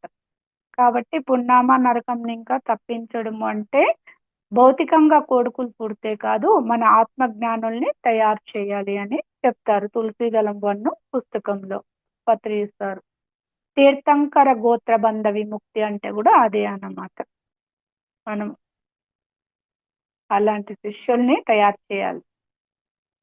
అవును మేడం. మనందరి చేతుల్లో ఉంది మాస్టర్స్. అంటే మనం తెలుసుకున్న ఈ జ్ఞానాన్ని అందరికీ గాని పంచిపెట్టేది గొప్పగా చేయగలిగితే ఈ భూమంతా కూడా చాలా సస్యశ్యామలంగా, ఎంతో ఆరోగ్యవంతంగా ప్రతి ఒక్క మానవుడు ఇక్కడ జీవించొచ్చండి. ప్రతి ఒక్క మానవుడు చాలా స్వేచ్ఛపూరితంగా ఉన్నాడు. అందుకున్న జ్ఞానాన్ని కానీ అందరికీ పంచుకోగలిగితే చాలు మాస్టర్స్. వాళ్ళతో పాటు మనము ఎదగలుగుతాం. మనం ఎదిగి పక్కన వాళ్ళకి చెయ్యిచ్చి పైకి లేపాలి. అంటే కొన్ని వినున్నాను మేడం నేను. అంటే లాస్ట్ మీరిందాక ఆత్మహత్య గురించి గూడా చెప్పారు గదా మేడం. ఆ! ఆత్మహత్య మాస్టర్స్ నిజంగా అది చనిపోయేటప్పుడు ఎలాంటి ఒక ద్వేష భావన ఉందనుకోండి. అంటే ద్వేషిస్తూ కానీ అట్లా చనిపోతే, అజ్ఞానాన్ని కానీ, మనుషుల్ని కానీ, కోపంతో కానీ అలా చనిపోతే, వాళ్ళు అదే భావనతో ఆత్మపరంగా మేడం చెప్పినట్లుగా ఆ పైలోకాల్లో వాళ్ళు రానీయరండి. ఎందుకంటే చేసిన తప్పు గదా! శిక్ష గదా! ఇక్కడ భూలోకంలోనే శిక్షకి దండన ఉంటుంది కదా! మనం చేసిన ఒక తప్పుకి. అంటే ఆత్మ అనేది పరివర్తన చెందాలి అని వెళ్ళి, మేడం ఇందాక చెప్పినట్లుగా మన ప్రయాణం అనేది ముగిసిపోతోందక్కడ. అంతం చేసేసుకొని వచ్చేస్తున్నాం అక్కడ. అది కొనసాగింపు లేదన్నమాట అక్కడ. అసలు అక్కడ ఎంత క్యూలో నిలబడినా, ఎవరిని ఎంత ఘోషించినా కూడా అసలు ఆ గర్భం అనేది అసలు దొరకదండి. జననం అసలు జరగదన్నమాట. శరీరం అనేది దొరకదు మాస్టర్స్. అంటే ఏ భావనతో అయితే చనిపోతామో, అదే భావనతో గొప్ప గొప్ప సోల్స్ ఎవరైతే పుట్టాలనుకుంటారో వాళ్ళని గూడా ఆపేసేంత పరంగా అలా అసలు ఉండగూడదండి. మన వంతు ఏదైతే ఉందో చాలా గొప్పగా ఉండాలి. ఎవరికీ అడ్డు పడగూడదు. Thank you so much sir madam. మరణించేటప్పుడు హాయిగా ఎప్పుడైనా వెల్కమ్. చావు ఎప్పుడైనా రావచ్చు. ఏ క్షణంలో అయినా రావచ్చు. ప్రతి క్షణంలోనూ ఆనందంగా జీవించాలి. స్వాగతం పలకాలి మరణంకి. ఎందుకంటే ఇంకొక లోకం ఉంది. ఇంకొక జన్మ ఉంది. జీవితం అంటూ ఉంటుంది. తిరగా కొత్త ప్రణాళిక, తిరగా కొత్త బంధాలు, కొత్త ప్లేసు ఎక్కడైనా రావచ్చు. సేమ్ ప్లేస్‌కే కూడా రావచ్చు. మనం తల్లిదండ్రుల ద్వారా వస్తాము అంతే. వాళ్ళని పర్మిషన్ తీసుకొని వాళ్ళ గర్భంలో పుడతాము. కానీ నువ్వే నన్ను కన్నావు కదా! నా బాధ్యత నీదే అని గూడా వాళ్ళని నిందించకూడదు. నా జన్మ నీ చేతుల్లోనే ఉంది. నా మరణం గూడా నీ చేతుల్లోనే ఉంది. నీ వల్లే పుట్టాను. నీ వల్లే చనిపోతున్నానని భావనలు గూడా, నిందలు గూడా ఉండకూడదు. మనం పైలోకంలో ఒక ఒప్పందం చేసుకొని వస్తాము. ఇక్కడే మనం సృష్టి తల్లి, తండ్రి, అక్క, చెన్న పె పె ఫ్రెండు అంతా. కానీ దృష్టిలో అందరూ ఆత్మస్వరూపులే. పైలోకాల్లో ఒక మిత్రత్వమే ఉండేది. ఇక్కడ గూడా ప్రణాళికకి ఒకరికొకరు తోడు. ఏదైనా సహాయం చేయొచ్చు. ధన సహాయం చేయవచ్చు. ఒకే కుటుంబంలో ఉండవచ్చు. మన ప్రణాళికకు సహకరించవచ్చు. లేకపోతే మనమల్ని ఆత్మపరంగా ఎదగడానికి ఇబ్బంది గూడా పెట్టొచ్చు. అది పైలోకంలో ఒప్పందం చేసుకొని ఉంటాము. ఇక్కడ మర్చిపోయుంటాము. లేకపోతే కర్మ బంధం గూడా ఉండొచ్చు. గత జన్మంలో వాళ్ళకేమన్నా చేసుంటాము. వాళ్ళకో, ఇంకొకరికో, ఇంకొక ప్రాణికో అది తీర్చుకోవడానికి కూడా ఆ బ్యాలెన్స్‌ని కంప్లీట్ చేసుకోవడానికి కూడా వచ్చుండొచ్చు. కానీ ఈ సత్యమంతా తెలిసినప్పుడు ఆనందంగా ఉంటాము. ఒకరి వల్ల పుట్టడం లేదు. ఒకరి వల్ల మనం మరణించడము లేదు. మన వాస్తవానికి మనమే సృష్టి కాబట్టి మనమే జన్మ తీసుకుంటాము. మన ప్రణాళిక అయిపోతే మనమే వెళ్ళిపోతున్నాము. ఒకరి చావుకి, ఒకరి పుట్టుకకి ఇంకొకరు బాధ్యులు కాదు అని కూడా చెప్తారనమాట. కాబట్టి దేనికి సిద్ధంగా ఉండాలి. ఈ క్షణంలో మరణం వచ్చిందాక ఆనందంగా స్వీకరించాలనమాట. ఇంకా ఉంది కదా! జన్మ, జీవితము, ఇంకొక లోకము అనే అవును మేడం. అందుకే కదా మేడం సార్ చనిపోయేటప్పుడు గూడా చాక్లెట్‌లు పంచాలి అనంటే, పత్రి అవును. సారు దేహం వదిలేసినప్పుడు కూడా అందరూ అక్కడ చాక్లెట్‌లు పంచడం జరిగింది. అంటే అది జననము యాక్సెప్ట్ మధురమే. చేసేసినప్పుడు అవును. ఆ! జననము మధురమే, మరణము మధురమే. ఇక్కడ చేస్తాము, పైలోకంలో పుడతాము. పైలోకంలో చేస్తాము, ఇక్కడ పుడతాము. ఇక్కడ మనం పుట్టినప్పుడు ఇక్కడున్న వాళ్ళు స్వాగతం పలికితే, మనం బాడీ వెకేట్ చేసిన తర్వాత మన ఆత్మకి పైలోకవాసులు వెల్కమ్ చెప్తారు. మనకన్నా ముందు చనిపోయిన ఆత్మలు గూడా మనకు తెలిసిన ఆత్మలు గూడా ఉంటారనమాట. వాళ్ళు గూడా వెల్కమ్ చెప్తారనమాట. అవును మేడం. కాబట్టి ఎక్కడైనా సెలబ్రేషనే ఉంది అని చెప్తారనమాట. కాబట్టి భార్యాభర్తల మధ్య ఉండేది గూడా ప్రేమ, దోమ లేదు. ఉత్త ఫ్రెండ్‌షిప్పే అని చెప్తారు. ఆ ప్రేమ అనేది ఒక డివైన్ ఎనర్జీ అని చెప్తారు. ఆ సర్వాత్మ భావన. మమాత్మ సర్వభూతాత్మ అన్న స్థితిలో వచ్చేది. అది పెద్ద కరుణ ప్రేమగా మారిపోతుంది. మహాప్రేమగా. ఆ దైవిక లక్షణం అది. ఇక్కడ మనము పైకి భౌతికంగా లవర్స్ మధ్యంలో, తల్లిదండ్రుల మధ్యంలో, భార్యాభర్తల మధ్యంలో అనుకుంటాము. తల్లి, బిడ్డ మధ్యంలో కూడా కొద్దిగా ఉంటుంది ఆ ప్రేమ అనేది. తర్వాత అక్కడ ఎక్స్‌పెక్టేషను. చిన్నప్పుడు నేను వాళ్ళని బాగా చూసుకుంటే పెద్దలైన తర్వాత, వయసైన తర్వాత వాళ్ళు నన్ను చూసుకుంటారేమో అన్న భావం గూడా వస్తుంది. లేకపోతే పిల్లలకు కూడా మా అమ్మ సరిగా చూసుకోలేదు, సరిగా పెంచలేదు, ప్రేమగా పెంచలేదు అనే భావన గూడా ఉంటుంది లోపల. అక్కడ గూడా ఉంటుంది కొద్దిగా ఎక్స్‌పెక్టేషన్ అనేదనమాట. ఆ ప్రేమ అనేది ఒక డివైన్ ఎనర్జీ అది. భగవంతుని యొక్క తత్వం అది. పరాకాష్ఠలో ఉంటుందనమాట అది. కాబట్టి అంతా మిత్రత్వమే, ప్రణాళికలో భాగం పంచుకోవడానికి వచ్చిన సంబంధాలే. తల్లిదండ్రులైనా, భార్యాభర్త, బిడ్డలు, ఫ్రెండ్సు ఎవరైనా అని ఆ సత్యం బోధపడినప్పుడు, మనం కొంచెము ఎక్కువ అటాచ్‌డ్ లేకుండగా ఆ పద్మపత్ర మీమాంబస అనే మీద అంటే తామరాకుపై నీటి బొట్టులా ఒక సాక్షిగా అంటనట్లుగా ఉంటామన్నమాట. అంటే వాడుకొని వదిలేయడం అయితే స్వార్థమవుతుంది. కానీ వాళ్ళ భావాల్ని మనం అంగీకరిస్తూ, వాళ్ళకి వాళ్ళ భావాలకు కూడా గౌరవం ఇస్తూ, వాళ్ళకి ఏ విధంగా సహాయం చేయాలనో చేస్తూ ఉంటాము. వాళ్ళు మనకి సహాయం చేస్తూ ఉంటాము. అలా కలిసి జీవిస్తామనమాట. ద్వేషంతో కాకుండగా, జెలసీతో కాకుండగా అలా. Thank you madam. Thank you madam. Masters ఎవరైతే మేడంతో మాట్లాడాలనుకుంటున్నారో దయచేసి అన్‌మ్యూట్ చేసుకొని మాట్లాడండి మాస్టర్స్. అందరికీ కూడా అన్‌మ్యూట్ ఇచ్చున్నానండి. ఆంటీ మాట్లాడండి. నమస్తే నమస్తే మేడం. మేడం. నమస్తే.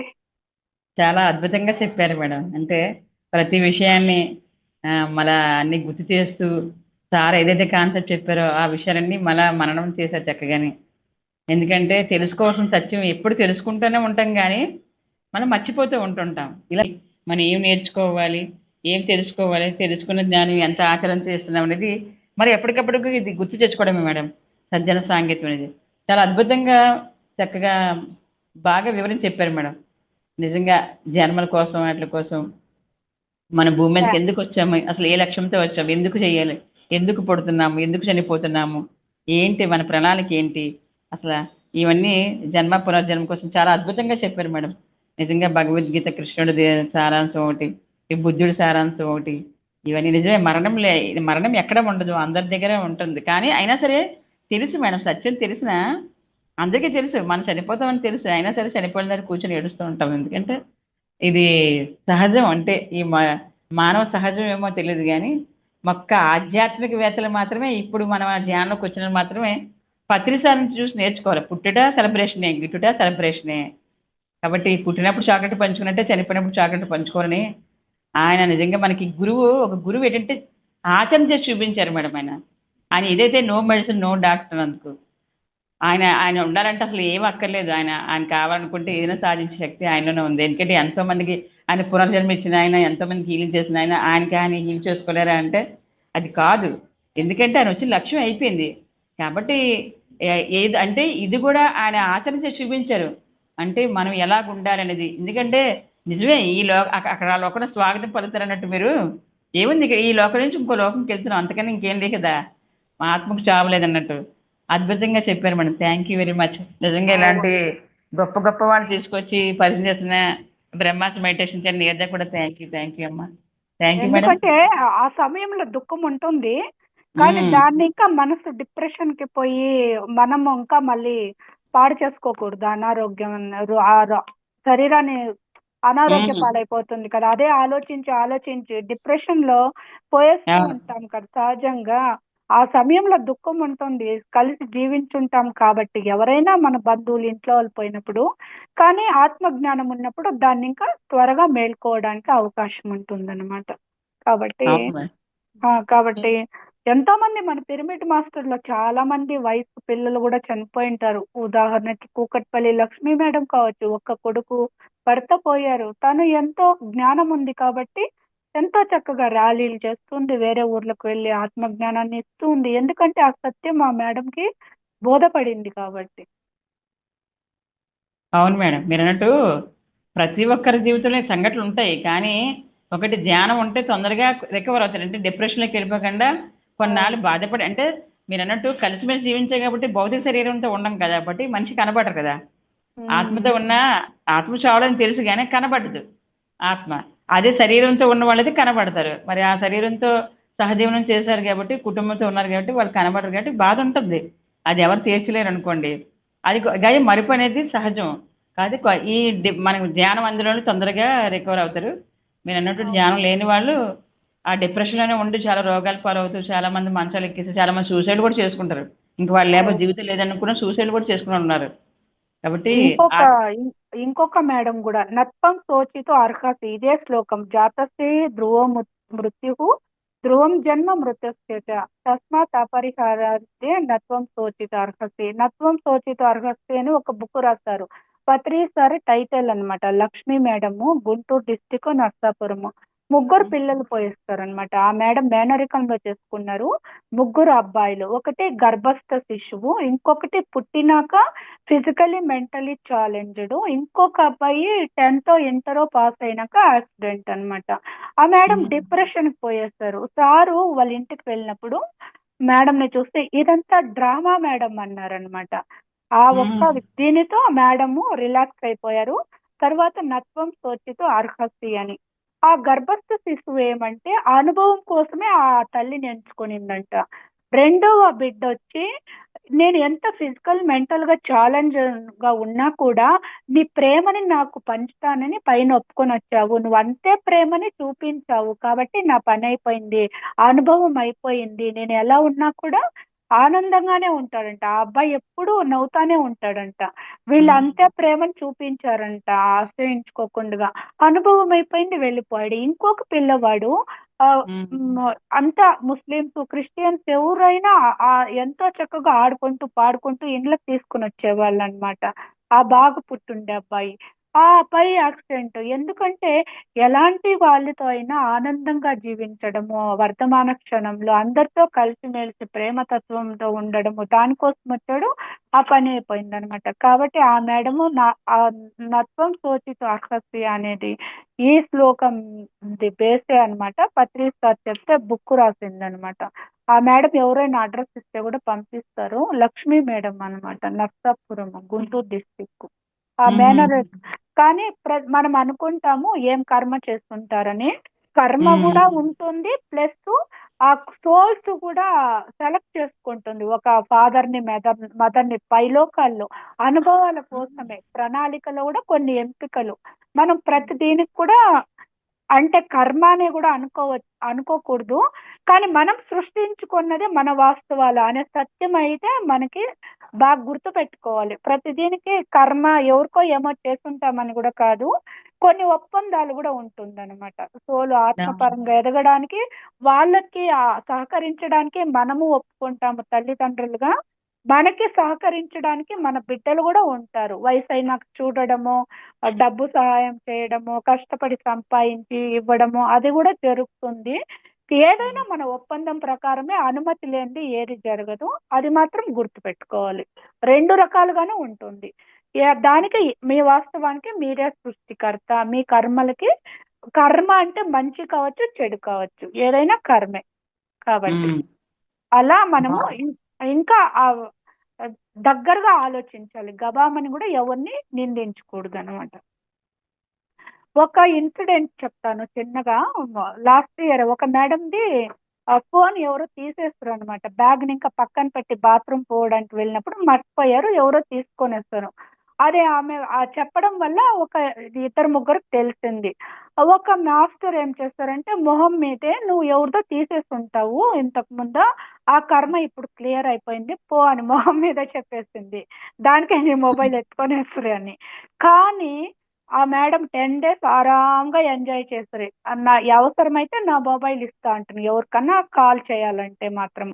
ఆరాంగా ఎంజాయ్ చేస్తారు. ఏం ఫోన్ పోయిందని ఒక ఫీలింగ్ ఉండేయాలంటే బెంగుళూరు ఇంకా హైదరాబాద్ వచ్చారు. ఏమన్నా టికెట్ అన్నీ ఉంటుంది కాబట్టి. కానీ ఆమెది లాస్ట్ మినిట్‌లో 2 డేస్ ముందర జస్ట్ దొరికేసింది. ఎవరో తెచ్చి రిసెప్షన్‌లో ఇచ్చేశారు. అది ఏదైనా కావచ్చు సిట్యుయేషను. ఈమెని కొట్టి అది పోయుండొచ్చు. లేకపోతే ఫోన్ లేకపోతే ఈమె ఎలా స్పందించిందో ఆ పాఠమన్నా కావచ్చు. మొత్తంలో దొరికిందనమాట. కాబట్టి గవామని కూడా మనము అనేస్తా ఉంటాం కదా! మనకి మనమే అనుకుంటాం. ఏ జన్మలో ఏ పాపం చేసుంటానో తెలీదు. మంచి జరిగితే ఏం పుణ్యం చేసుంటామో తెలీదు. మనకి మనమే అనుకుంటాము. ఎదుటి వారికి కూడా అనేస్తాము. అది కూడా మనము ఎరుకలో ఉంచుకోవాలి. ఏదన్నా జరగచ్చు ఆత్మ ప్రణాళికలో. భవబంధాల్లో ఏదన్నా కాంటాక్ట్ అనమాట. Soul contact. భూలోకంకి పోతే నువ్వు ఈ హెల్ప్ చేయాలా, ఈ హెల్ప్ చేయాలా, నేను ఇన్ని దినాలు నీతో కలిసుంటాను, నువ్వు నాతో ఇన్ని దినాలు ఉండు, మధ్యంలో విడిపోతాం, మళ్ళీ కొట్టుకుంటాం, మళ్ళీ కలుస్తాము. ఇదంతా ఎదుగుదలకి ఎట్లా ఒక మగవాడు లేకపోతే ఆడది ఎట్లా బతుకుతుంది, ఆడది లేకపోతే మగవాడు ఎలా బతుకుతాడు, బిడ్డలు చనిపోతే తల్లి ఎలా ఉంటుంది, అదంతా కూడా నేర్చుకోవడానికే వస్తుంది. పెద్ద సాహసం అనమాట. కాబట్టి ఎదుటి వాడిని ఏమన్నా మనం అనేటప్పుడు ఎరుకతో అనాలి. ఎందుకంటే ఒక మాట అనేస్తే మళ్ళీ మనము వాపస్ తీసుకోలేమనమాట. దానికోసము చాలా జాగ్రత్తగా మాట వాడాలి. Okay madam. Thank you madam. చాలా చక్కగా చెప్పారు మేడం. మాస్టర్స్ ఇంకెవరైనా మేడంతో మాట్లాడతారా మాస్టర్స్? అందరికీ కూడా మరొకసారి అన్మ్యూట్ ఇచ్చానండి. నమస్తే మేడం. నమస్తే మేడం. చక్కగా చాలా చక్కగా విశదీకరించారండి మీరు. ఓకే. చాలా బావుంది. పత్రి అంటే సారు ఇప్పుడు మనకు అంత ఈజీగా చెప్పారు కాబట్టి చెప్పుకుంటున్నాము అంతే. అట్లా కాదండి. ఇప్పుడు మనం పైనుండి వచ్చేటప్పుడే మన చావు గూడా, మరణం గూడా రాసుకొని వచ్చేస్తాం గదా! అవును మేడం. మరి ఇక్కడికొచ్చిన తర్వాత అదేం మారదు. అట్లే ఉంటుందేమో గదా! ఇంకా మళ్ళా ఇక్కడ ఏమన్నా డిసైడ్ చేసుకుంటే అప్పుడేమవుతుంది? అది ఇదవుతుందండి? నాకు శ్వాసలు ఇన్ని శ్వాసలు అని ఉంటుందంట మేడం. ఈ ఏజ్‌లో చనిపోతాము. ఇలాంటి అనారోగ్యంతో చనిపోతాము. యాక్సిడెంట్ అయ్యి కావచ్చు. ఏదైనా కావచ్చు. నాకు తెలిసి సూసైడ్ ఒకటి తప్ప. హుహు. పత్రిస్తా సూసైడ్ చేసుకోకూడదు అని చెప్తారంటే అది ఒక్కటి తప్ప ఎవరు హ్మ్. చంపినా మనమే యాక్సిడెంట్ అయినా, రోగం వచ్చినా అది హ్మ్. ఆ ప్రణాళికలో భాగమే అని నా ఇది నేను పొందిన జ్ఞానం ప్రకారము. హ్మ్. శ్వాసలు టెన్షన్‌లో ఉన్నప్పుడు, కోపంలో ఉన్నప్పుడు, ఆ! ఆ! భయంతో ఉన్నప్పుడు ఎక్కువ శ్వాసలు హ్మ్. తీసుకుంటాం హ్మ్. కదా! మనం అవునవును. ఇన్ని వేలో, లక్షలో అని ఒక శ్వాసలో లెక్క పెట్టుకొని వస్తామంట తీసుకొని. ఓకే. ఆ ఓకే. శ్వాస అయిందే వెళ్ళిపోయారు. వాళ్ళ శ్వాస లెక్క అయిందే వెళ్ళిపోయారంటారు కదా! కాబట్టి ఉమ్, ధ్యానం చేసినప్పుడు మనసు కుదిట పడినప్పుడు ప్రశాంతంగా ఉన్నప్పుడు తక్కువ శ్వాసలు తీసుకుంటాం కాబట్టి ఆయుష్ పెరుగుతుంది, ఎక్కువ రోజులు బతకడానికి అవకాశం ఉంటుంది ఉమ్, అనమాట. అది కూడా ఒకటే గుర్తు పెట్టుకోవాలి. చూడండి, ఉమ్, హిమాలయాల యోగులంతా చాలా తక్కువ శ్వాసలు తీసుకుంటారు, ఎక్కువ రోజులు జీవించి ఉమ్, ఉంటారు, 100 years పైనే ఉంటారు, 200 years ఉమ్, పైన ఉంటారు. తర్వాత తాబేలు కూడా తక్కువ శ్వాసలు తీసుకుంటుంది, ఎక్కువ దగ్గర దగ్గర 500 సంవత్సరాలు ఏమో బతుకుతుంది అని ఉమ్. చెప్తారనమాట. అవును మేడం, అవును. మనము టెన్షన్ తో ఉన్నప్పుడు, భయంతో ఉన్నప్పుడు, కోపంతో ఉమ్, ఉన్నప్పుడు ఎక్కువ శ్వాసలు తీసుకుంటాము కాబట్టి మన ఉమ్, ఆయుష్ కూడా తగ్గుతూ ఉంటుంది, అనారోగ్యము వస్తుంది, మనసు కూడా ఇది పాడవుతూ ఉంటుంది, ప్రశాంతత కోల్పోతూ ఉంటుంది. ఉమ్. కాబట్టి అన్ని మా ధ్యానం ద్వారా మనం ఏదైనా పొందవచ్చు ఉమ్. అనమాట. ఎరుక కావాలి మేడం, ముందర అవేర్నెస్ ఎక్కువ ఉండాలి మనలో, ఉంటే అప్పుడు ఎవరేదన్నా కూడా మనం తిరిగి మాట్లాడాం ఇంకా. ఉమ్. మనం ఉమ్. మన చేతుల్లోనే ఉంది. అవును మేడం. అదేమంటారు, చిరంజీవిగా ఉండేది కూడా ఉంది. కానీ ఉమ్, జన్మకు ఒక లక్ష్యం ఉండాలి. నువ్వు భూమి మీద అన్ని సంవత్సరాలు చిరంజీవిగా ఉండాలంటే ఏం ఉమ్. చేస్తున్నావు? ఏదో ఒకటి లోక కళ్యాణం పనిలో నిమగ్నమై అవును, అవును. ఉండాలి. ఎంతో మంది ఉంటారు కదా యోగులు, వాళ్ళంతా ధ్యానం చేస్తూ ఉంటారు. హాస్టల్ గా ఎంతో హెల్ప్ కూడా చేస్తూ ఉంటారు, ఉమ్, భూమండలాన్ని పరిరక్షించడానికి. అలా ఒక ఉమ్, పర్పస్ ఉన్నప్పుడు నువ్వు ఉండొచ్చు, చిరంజీవిగా కూడా ఉండొచ్చు అనమాట. చెప్తా ఉంటారు కదా, రామ్తా జ్ఞానంలో అందిస్తూ ఉంటారు. అవును, మన అవును మేడం. బాడీని మనం అలా చేసుకోవచ్చు. అంతా ఏమంటే శ్వాస మనసు కుదుట పడాలి, ఉమ్, నిశ్చల స్థితికి రావాలి, శాంత స్థితికి రావాలి, నిర్మలంగా ఉండాలి. అప్పుడే శ్వాసలు అనేది ఉమ్. తగ్గుతుంది. అవును మేడం, అప్పుడు అవును. అప్పుడు మన ఆయుష్ కూడా పెరుగుతుంది. ఉమ్. ఆ దా టెన్షన్ కి ఏమవుతుంది, ఎక్కువ పెరిగిపోతూ ఆ! ఉంటుంది కదా. ఉమ్. అవును. దా తగ్గించుకోవాలంటే అప్పుడు కూడా అవేర్నెస్ అవసరమే, అవును. ప్రతి క్షణం దానికే ఉంటే అప్పుడు అది. మనము తెలీదు ఎందుకు అతను తెచ్చుకున్న ఆ శ్వాస లెక్కలు అయిపోయింది, పోయేసినాడు అని చెప్తారు, అతను రాసుకుని వచ్చింది అంతవరకే అని ఉమ్, వాడుకలో మనము వినేసే వాళ్ళము. కానీ ఉమ్, అంతరార్థం అనేది మనకు తెలీదు. పత్రిస్తారు ఉహు, చెప్పిన దానివల్ల ఇప్పుడు మనకి మన ఉమ్, కర్మకి మనం బాధ్యులం అంటే ఏమిటి, ఉమ్, ఆ శ్వాసలో తెచ్చుకున్న శ్వాస అయిపోయింది అనేది అదంతా ఉమ్. ఇప్పుడు మనకు అర్థమవుతుంది. ఇది వరకు అవును, ఊరికే నలుగురిలో నారాయణ అనే తర కొన్ని ఆధ్యాత్మిక పదాలతో వాడుతూ ఉన్నాం కానీ అంతరార్థం అనేది తెలియదు అవును, అవును అనమాట. మేడం, అవును, నిజమేనండి. సంధ్యావందనం అంటే ఉమ్, కూడా జంజిమేసుకొని బాపనోళ్ళు గాయత్రి మంత్రం చెప్పి ఇట్లా వాటర్ ని ఇక్కడ ఉమ్, సంధ్య వాలుస్తారు కదా, తర్పణం తర ఉమ్, ఉమ్, తెల్లారి మధ్యాహ్నం సాయంత్రం, అది కాదు. ఉమ్, సంధ్యా సమయం అంటే మార్పుకి స్వాగతం అన్నమాట. సంధ్యా ఉమ్, సమయం ఉదయము సాయంత్రం వేళల్లో రమణీయంగా ఉంటుంది ప్రకృతి, సూర్యోదయము సూర్యాస్తమయము, అది ఆస్వాదించాలి. ఆ టైంలో కూడా ఎనర్జీస్ బాగుంటుంది, ప్రకృతి అందంగా ఉంటుంది.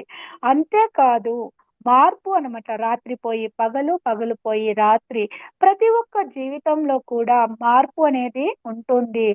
ఉమ్, సుఖము శాశ్వతం కాదు, దుఃఖము శాశ్వతం కాదు, మానము అవమానము ద్వంద్వాలంతా మారుతూనే ఉంటుంది, ఆరోగ్యము ఉమ్, అనారోగ్యము, కలిమి లేమి అన్నీ మారుతూనే ఉంటుంది. కాబట్టి ప్రతి ఒక్కదాన్ని ఆహ్వానించు, అంగీకరించు, ఏది శాశ్వతం కాదు అనే సత్యాన్ని తెలియజేస్తుందంట.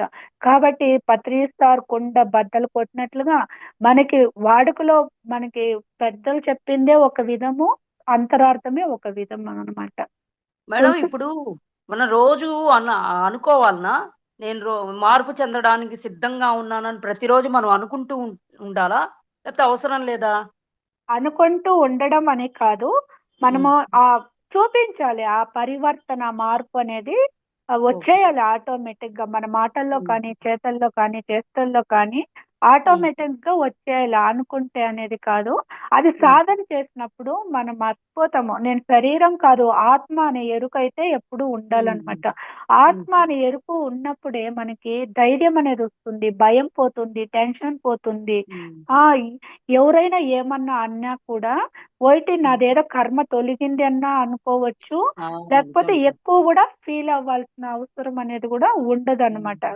సడన్ అంతేలేండి. గా బయట వచ్చేస్తాము, టేక్ ఇట్ ఈజీ అనేది ఉమ్, ఉంటుంది, కానీ ఆ బాధ అనేది ఉంటుంది కానీ త్వరగా బయట వచ్చేస్తాం. ఓకే, ఉమ్, వాళ్ళు ఏదో తెలియకుండా అన్నారు, వాళ్ళ ప్లేస్ లో మనం ఉంటే ఎట్లా, మనం ఎలా బిహేవ్ చేసి ఉంటాము అని ఉమ్, మనము అట్లా వాళ్ళ స్థానంలో వాళ్ళ పరిస్థితుల్లో మనముంటే మనము ఎలా నడుచుకునే వాళ్ళము అని కొంచెం ఇంకొక కోణంలో ఆలోచిస్తాము.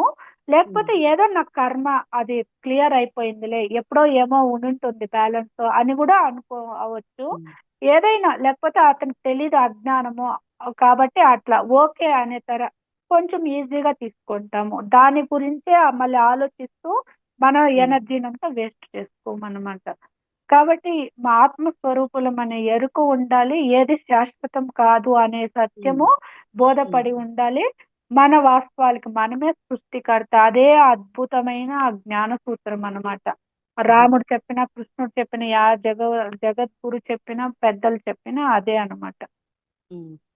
అంటే మనము బాడీ వదిలేస్తాం కదా మేడం. ఆ! అంత లోపల మనకి ఆ పరిపక్వతకు మనం వచ్చేస్తాం గదా! ఆ! అది మనము శరీరాన్ని విడిచిపెట్టేటప్పుడు కూడా ఆనందంగా వదిలిపెట్టేయాలి. నా బిడ్డలేమవుతారో, నా ఆస్తి ఏమవుతుందో, నా పేరు ప్రతిష్టలు ఏమవుతుందో, ఏ మోహము ఉండకూడదు. వేరే వాళ్ళు ఏమన్నా చేస్తుంటే వాళ్ళ పైన కూడా కోపం ఉండకూడదు. మేడం చెప్పారు కదా! ఈ శరీరాన్ని విడిచిపెట్టేటప్పుడు ఏ భావంతో అయితే ఉంటామో, దానికోసం కూడా మళ్ళీ జన్మ తీసుకుంటాం అదే భావంతో. హిట్లరు రావణాసురుడే అని చెప్తారు. రావణాసురుని యొక్క మరో జన్మే హిట్లర్ అని చెప్తారు. ఎందుకంటే రావణాసురునికి ద్వేషము. ఆ హిట్లర్ గూడా అదే చేస్తాడంట. హిట్లర్ శాకాహారి అంట. గత జన్మంలో ద్వేషంతో శరీరాన్ని విడిచిపెట్టుంటాడు పగ, ప్రతీకారంతో. దాన్నింకే అదేదో జపానో, జర్మనీనో అదేదో గ్యాస్ అంతా లీక్ చేసి ఎంతో మందిని చనిపోయేట్లు చేస్తున్నాడంట కదా! ఆహ్, అది ఏ కోరికతో చనిపోతామో ఆ కోరిక కోసం మళ్ళీ జన్మ తీసుకోవాల్సొస్తుంది. సో, శరీరాన్ని విడిచిపెట్టేటప్పుడు ఏ భావంతో ఉంటామో దానికోసం మళ్ళీ జన్మ ఎత్తాల్సొస్తుంది. మనం వచ్చిన పని అయిపోయింది ప్రశాంతంగా ఆహ్, వదిలేయాలి శరీరాన్ని. అంతే అన్నమాట. నాకు తెలిసినంత వరకి. ఇదివరకు నేను పొందిన జ్ఞానం ప్రకారం అయితే. ఇది ఉండకూడదు. దేనిపైన మోహం ఉండకూడదు. ఆ! మొహం ఉండకూడదనమాట. అట్లా. ఆ! సంపద పైన కానీ, బంధుత్వం పైన కానీ, దేనిపైన. మోహం హ్మ్. ఉండకూడదు. పగ, ప్రతీకారాలు హ్మ్. ఉండకూడదు. దిగులు కానీ మరి ఇప్పుడు మనము అంటే ఆ స్థితికి రావాలంటే బాగా సాధన చేయాలి. బాగా ఆ! ఆ! ఆ! ఎరుకతో ఉండాలి. హ్మ్. ఎరుకతో ఉండాలి. అది ఎప్పుడు ఎరుక అనేది ఉండాలనమాట. మనం తిరగా అజ్ఞానంకి మనసు ప్రభావం లోనవుతూనే ఉంటుంది. హ్మ్. అంత ఈజీ కాదు. దానికే పత్రిసారు త్రిరత్నాలు ధ్యానము, ఆ! స్వాధ్యాయము, సజ్జన సజ్జన సాంగత్యం. సాంగత్యం. హ్మ్. మీరేమన్నా మర్చిపోయారనుకో, మీకు హ్మ్. తెలిసిన ఆత్మజ్ఞానం ఫ్రెండ్స్ ఉంటారు కదా! ఆ! ఇప్పుడు ఉంటుంది. అప్పుడు విన్నప్పుడు మళ్ళీ ఎరుకలోకొచ్చేస్తారు. హ్మ్. లేకపోతే ఏదైనా ఒక ఆత్మజ్ఞానానికి సంబంధించిన పుస్తకం ఉందనుకోండి. మీరు చదివినప్పుడు మీకు ఆ! ఏదో ఒక పరిస్థితిని ఇంకా బయటపడే అంశము అక్కడ సాల్వేషను, ఆ హ్మ్. జ్ఞానము ఆ బుక్‌లో ఉంటుంది. దానికే హుహు. పత్రిస్తారు. నిరంతరం ధ్యాన సాధన, సజ్జన సాంగత్యము, స్వాధ్యాయం జరుగుతూనే ఉండాలి. అప్పుడే మన మోహానికి గురవ్వము, అజ్ఞానానికి గురవ్వము. హ్మ్. ఎటువంటి పరిస్థితుల్లోనింకా దాన్నింకా బయట పడేస్తూ సృష్టి అద్భుతము మనకు అందిస్తుంది. హుహు. ఫ్రెండ్స్ ద్వారా కావచ్చు, పుస్తకాల ద్వారా కావచ్చు, గురువుల ద్వారా కావచ్చు, ఈ వాట్సాప్, టీవీ మెసేజ్‌ల ద్వారా కావచ్చు, ఆ హ్మ్. జ్ఞానాన్ని అందిచ్చేస్తుంది. మనము అది ఎరుకుతో ఉండి గ్రహించాలి. హ్మ్. అంతే. ఎరుకుతో ఉండాలి. ఆ హుహు. జ్ఞానము అందుకోవడానికి కూడా ఎరుకుతో ఉండాలి. ఎవరైనా చెప్పేటప్పుడు కూడా శ్రద్ధగా వినాలన్నమాట. హ్మ్. మనం ఏదో ఆలోచిస్తూ ఉంటే ఆ జ్ఞానం మనకి బుర్రలోకి పోదు. ఎక్కదెక్కదు. మన బుర్రలో ఎక్కాలంటే శ్రద్ధగా ఉంటే ఎటువంటి పరిస్థితి వచ్చినా ఆ జ్ఞానం మనకి ఆ సమయంలో మననమైనప్పుడు గుర్తొచ్చినప్పుడు మనం హ్మ్. ఆచరణలో పెట్టినప్పుడు మనకి హ్మ్. అది అనుభవం కింద మారిపోతుంది. ఆ సిట్యుయేషన్ ఇంకాను బయట పడిపోతాం అనమాట. హ్మ్. దానికే త్రిరత్నాలు మనకి. హుహు. ఆది శంకరాచార్యులు కూడా అదే చెప్తారనమాట. మేడం మీరు మీ అనుభవాలు ఈసారి మీ అనుభవాలు షేర్ చేయండి మేడం. Okay madam. హ్మ్. థాంక్ యూ అండి. Thank you so much. Thank you madam. ఇంత ఆ! శ్రద్ధగా థాంక్ యూ మీరు అండి. కూడా విన్నందుకు. బావుంది మేడం. చాలా బావుంది. అది వింటూ ఉంటే ఇంకా వినాలా అనిపిస్తోందనమాట. ఆ! అట్లుంటే అప్పుడు బోలెడన్ని సందేహాలొస్తాయి గదండీ అడగడానికి. అవును. అదే విన్నప్పుడు ఏమీ చెప్తారు. రాదు. ప్రశ్నించినప్పుడే మాస్టర్‌ల హ్మ్. వద్ద ఉన్న జ్ఞానం గూడా బయట వస్తుందనమాట. నిజమే అండి ఇది. దానికే థాంక్ పని ప్రాతేన పరిప్రశ్నేన సేవయా హ్మ్. ఉపదేశంచితే జ్ఞానం. జ్ఞానినః తత్వదర్శినః అంటారు. ప్రశ్నించే తెలుసుకోవాలి. పరిప్రశ్న ఉండాలి. ఆత్మజ్ఞానానికి సంబంధించినది ఉండాలి. అది గురువుల దగ్గర వినయంతో అడగాలి, అహంకారంతో అడగకూడదు. ఇదంతా కూడా భగవద్గీతలో కృష్ణుడు ఇచ్చిన సందేశమే అన్నమాట. నిజమే మేడం, చాలా బాగుందండి. Thank you so much madam. Thank you. నమస్తే అండి. నేను చెప్పాను కదా ఇందాక ఒక మొబైల్ దారిపోయిందని. లాస్ట్ టైం కర్తాల్లోనే బెంగళూరే బీటీఎం లేఅవుట్, అక్కడ వచ్చినాకే పరిచయం అయ్యారనమాట. మళ్ళీ మొబైల్ పోయింది ఆ రోజే. తర్వాత 10 days నా జతలోనే ఉన్నారు. జగదాంబ పిరమిడ్ హౌస్ కానీ వచ్చారు. మళ్ళీ వాళ్ళు వచ్చినాక ధ్యాన మహాయాగం అంతా అయినాక జనవరి 1st కదా బెంగళూరుకి వచ్చేస్తారు. తర్వాత జనవరిలోనే బాడీ వెకేట్ చేసేస్తున్నారు. వాళ్ళు అరుణాచలంలో 6 lakhs వాళ్ళు ఓన్ అకౌంట్ ని ఇంకా పిరమిడ్ కట్టడానికి డొనేట్ చేస్తుండారు అనమాట. చూడండి వాళ్ళు నాకు పరిచయమైన అదే కొత్తగా పరిచయం అయినారు, అంత జ్ఞానం కూడా అందించారు. ఆ సిచ్యుయేషన్ లో ఆనందంగా ఎంజాయ్ చేస్తారు. తిరగా వచ్చినాక జనవరిలోనే బాడీ వెకేట్ చేస్తున్నారు. నాకు రీసెంట్ గా తెలిసింది అనమాట. తన ప్రణాళిక అయిపోయింది. అరుణాచలంకి పోయి 6 lakhs కూడా పిరమిడ్ కట్టడానికి డొనేట్ చేస్తుంటారు అనమాట. Thank you madam. అవును మేడం, అదే నోటి నుంచి వచ్చే మాట అనేది చాలా చక్కగా మాట్లాడాలి. అది మాట్లాడాలి అంటే ఎరుకే కావాలి. ఏం మాట్లాడుతున్నాము, దేని గురించి మాట్లాడుతున్నాము, ఎవరి గురించి మాట్లాడుతున్నాం, అది దాని వల్ల ఏమొస్తుంది అని ఎరుగ్గానే ఉంటే అసలు 70-80% వచ్చే కర్మలు, అనుభవించే కర్మలన్నీ కూడా నోటి నుంచి వచ్చేవే. అందుకే వాళ్ళంటారు వీళ్ళంటారు అని చెప్పని దుఃఖపడిపోతుంటామంటే మనం అంతమందిని వెళ్ళి వాళ్ళ జీవితంలోకి అంతా తొంగి చూసి వాళ్ళంతా కూడా అనేసి వచ్చాము. వాళ్ళు ఇప్పుడు వచ్చి అనేసి వెళ్ళిపోతూ ఉంటారు. ఎవరో తెలియదు, చాలా మంది అంటూ ఉంటారు మేడం, ఎవరో తెలియదు ఎందుకు వచ్చారో తెలియదు తిట్టేసి వెళ్ళిపోయారు అంట. ఎవరో ఎందుకు వచ్చి తిట్టేసి వెళ్ళారు అంటే నువ్వు గత జన్మల్లో ఏదో తీర్చుకోవాల్సింది ఉంది, అది ఇప్పుడు బాకీగా ఎదురైందంట. అంతే అంతే అనమాట. ప్రతి ఒక్కటి నాకు జగదాంబ పిరమిడ్ హౌస్ పోవాలి అని అంటే ఆ మేడమే కలిసారనమాట. ఆ మేడమే కలిసారు. చూడండి ఎలా ఉందో. అది ఒక డ్రీమ్ ఉనింది. సారు వెళ్ళండి, వెళ్ళి చూడండి పిరమిడ్ హౌస్ ఆమన్గల్ 15 kilometers కడతాలి. ఇంకా అది అద్భుతంగా 10 days అద్భుతంగా అది ఆ సోల్ వచ్చింది, అయిపోయింది. ఒక 2 days నా మొబైల్ వాడుకుంటారు, అయిపోయింది అంతే. వచ్చినాక బాడీ వెకేట్ చేసేస్తుంది. ఆమెకు అక్కడే కొంచెం ఇది కోల్డ్ బాగా హెవీగా అయిపోయింది. ఎవరు ఎప్పుడు ఎలా పోతారని తెలియదు. గోదావరి పుష్కరాల్లో కూడా అప్పుడెప్పుడు అయింది కదా మేడం ఒకసారి. అవును మేడం. తర్వాత ఇంకొకటి ఏం తెలిసిన, పత్రీశ్వర్ హిమాలయాలకంతా ట్రిప్ పిలుచుకోపోయినప్పుడు ఒక మాస్టరు ఇట్లా గోదావరి సైడ్ ఇంకే అనుకుంటాను, విజయవాడలో ఎవరో ఒక మాస్టరు వాళ్ళకి పిల్లలు లేరు, భార్య పిల్లలు భర్త ఇద్దరు వెళ్ళారంట. వ్యాలీ ఆఫ్ ఫ్లవర్స్ అనేసి ఒక ప్లేస్. అది చూసుకున్నప్పుడు ఎంతో అద్భుతంగా ఉంది. ఇలాంటి ప్లేస్ లో నేను శరీరాన్ని, గురువు ఉన్నారు హిమాలయాలు, ఇంత అద్భుతమైన ప్లేస్ లో శరీరాన్ని వదిలిపెట్టేస్తే కూడా ఎంత ఆనందమో అనుకొని ఫీల్ అయ్యారంట. మరుసటి రోజు అంతా రెడీ అయి కుర్చీలో కూర్చున్నారంట, పోయేస్తున్నారు హార్ట్ అటాక్. వాళ్ళకి పిల్లలు లేరంట. ఇంకా ఫోన్ చేస్తేను తీసుకురావడం ఎట్లా ఏమంటే, పర్వాలేదు ఇంకెవరు పిల్లలు లేరు కదా, ఉండే ఎవరో 2-3 బంధువులు అక్కడే మీరే దహనం చేసేయండి, ఇంకా మంచి ప్లేస్ కదా అంటే పత్రీసారే ఇది చేస్తారంట వాళ్ళకి. ఇది చేస్తారు కదా అక్కడే అవునవును మేడం. నౌకాంత్ వాళ్ళంతా రెడీ చేసిస్తే ఆడ కొన్ని అంతా అరేంజ్ చేసి పత్రీసారే ఇది చేస్తున్నారంట, దహనం చేస్తారు. దహనం చేస్తారంట. ఆ నా తల్లిదండ్రులకే చేయలేదు, ఎంత ఏం మహానుభావుడు, గురువు దగ్గర చెప్పించుకుంటాడు నా చేతులతో అని. ఒక గురువు దగ్గర, జగద్గురువు దగ్గర ఆ సోలు తన ఇది చేపించుకునింది అనమాట. అలా ఉంటుంది అనమాట డిజైన్. సూసైడ్ ఒకటి ఉడితే ఎవరు ఎక్కడ ఏ ప్లేస్ ఎలా పోవాలో అంతా ప్లానే. చాలా చక్కగా చెప్పారు మేడం. అసలు నదీ ప్రవాహం లాగే అసలు ప్రతి దానికి ఇంటర్ కనెక్టెడ్ గా తీసుకొని వెళ్ళి క్లాస్ అంతా కూడా చాలా చక్కగా చెప్పారు మేడం. అంటే రిలేటెడ్ ఎగ్జాంపుల్స్ తో సహా అది ఏదైతే మీరు అనుభూతి చెందున్నారో ఆ జ్ఞానం పరంగా కానీ అదంతా కూడా మధ్యలో లింక్ చేస్తూ చాలా చక్కగా చెప్పారు మేడం. చాలా బాగుంది madam session. Thank you so much madam. Sir అదే చెప్తారు కదా, ఆలోచనలు ఫ్రీ వీల్, అది హాస్టల్ గా ఉంటుంది. ఏం ఆలోచిస్తానో ఎవరికి తెలియదు. చేష్టలు వచ్చే గుణాలని బట్టే చేస్తారు వాళ్ళు కర్మలు, తమో రజో సత్వ గుణాలని బట్టి. నోరు మాత్రం మనం సరి చేయొచ్చు, దానికే మాట మీద ధ్యాస ధ్యాస. ఉండాలి. ఆ శరీరానికి ఆధారం ఆత్మ అయితే మనం మాట్లాడే మాటను బట్టే వాళ్ళు ఏ స్థితిలో ఉన్నారు అని తెలుస్తుందంట. దానికే ఒక పాటలో ఆత్మ యొక్క ఆత్మ అంట అని చెప్తారు వాక్కుని. కాబట్టి సారు వాక్ క్షేత్రానికే ప్రాధాన్యత. వాళ్ళు మాట్లాడేటప్పుడు తెలిసిపోతుంది వాళ్ళు ఎంత అజ్ఞానంలో ఉన్నారో, ఎలా ఉన్నారో, ఏ స్థితిలో ఉన్నారో అక్కడే సవరించేస్తారనమాట. సార్ దానికే వాక్క్షేత్రానికి ఎక్కువ ఇంపార్టెంట్ ఇస్తారు. దాన్నే సరిచేయడము కుదురుతుంది అనేసి. తర్వాత తీసుకొని ఆహారాన్ని బట్టి మన ఆలోచనలు ఉంటుంది, మాటలు ఉంటుంది, చేష్టలు ఉంటుంది. కాబట్టి శాకాహారమే. అదే శుద్ధ సాత్విక ఆహారం.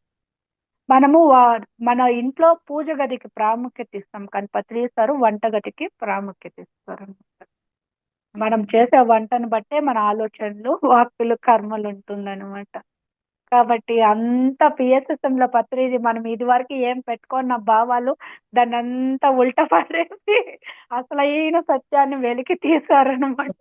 పూజ గది అనుకుంటాం, సార్ కాదు వంటగది అంటారు. ప్రాధాన్యత అక్కడే స్టార్ట్ అవుతుంది.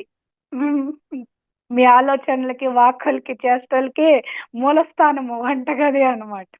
మేడం యోగులకి అంటే ధ్యానం చేసే వాళ్ళని అంటే సమాధి చేస్తారా లేకపోతే దహనం చేస్తారా? మేడం కొందరు జీవ సమాధి అయిపోతారు మేడం.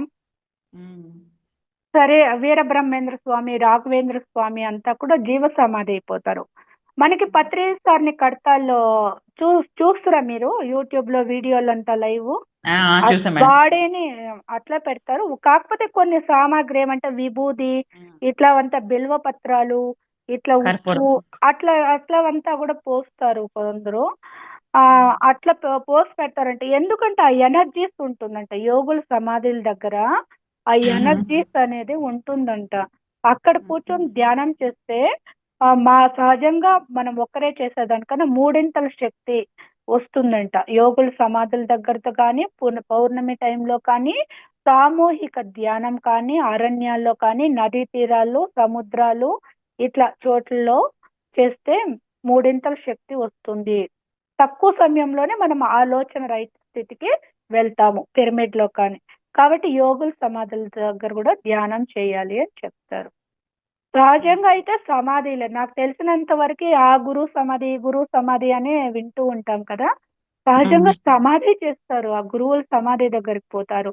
కానీ మనము గురువుల సమాధుల దగ్గర పోయి నమస్కారాలు ఇచ్చేది, హారతులు ఇచ్చేది కాదు. వాళ్ళు ఏ జ్ఞానం అయితే ఇచ్చున్నారో ఆ జ్ఞానాన్ని పొందాలి.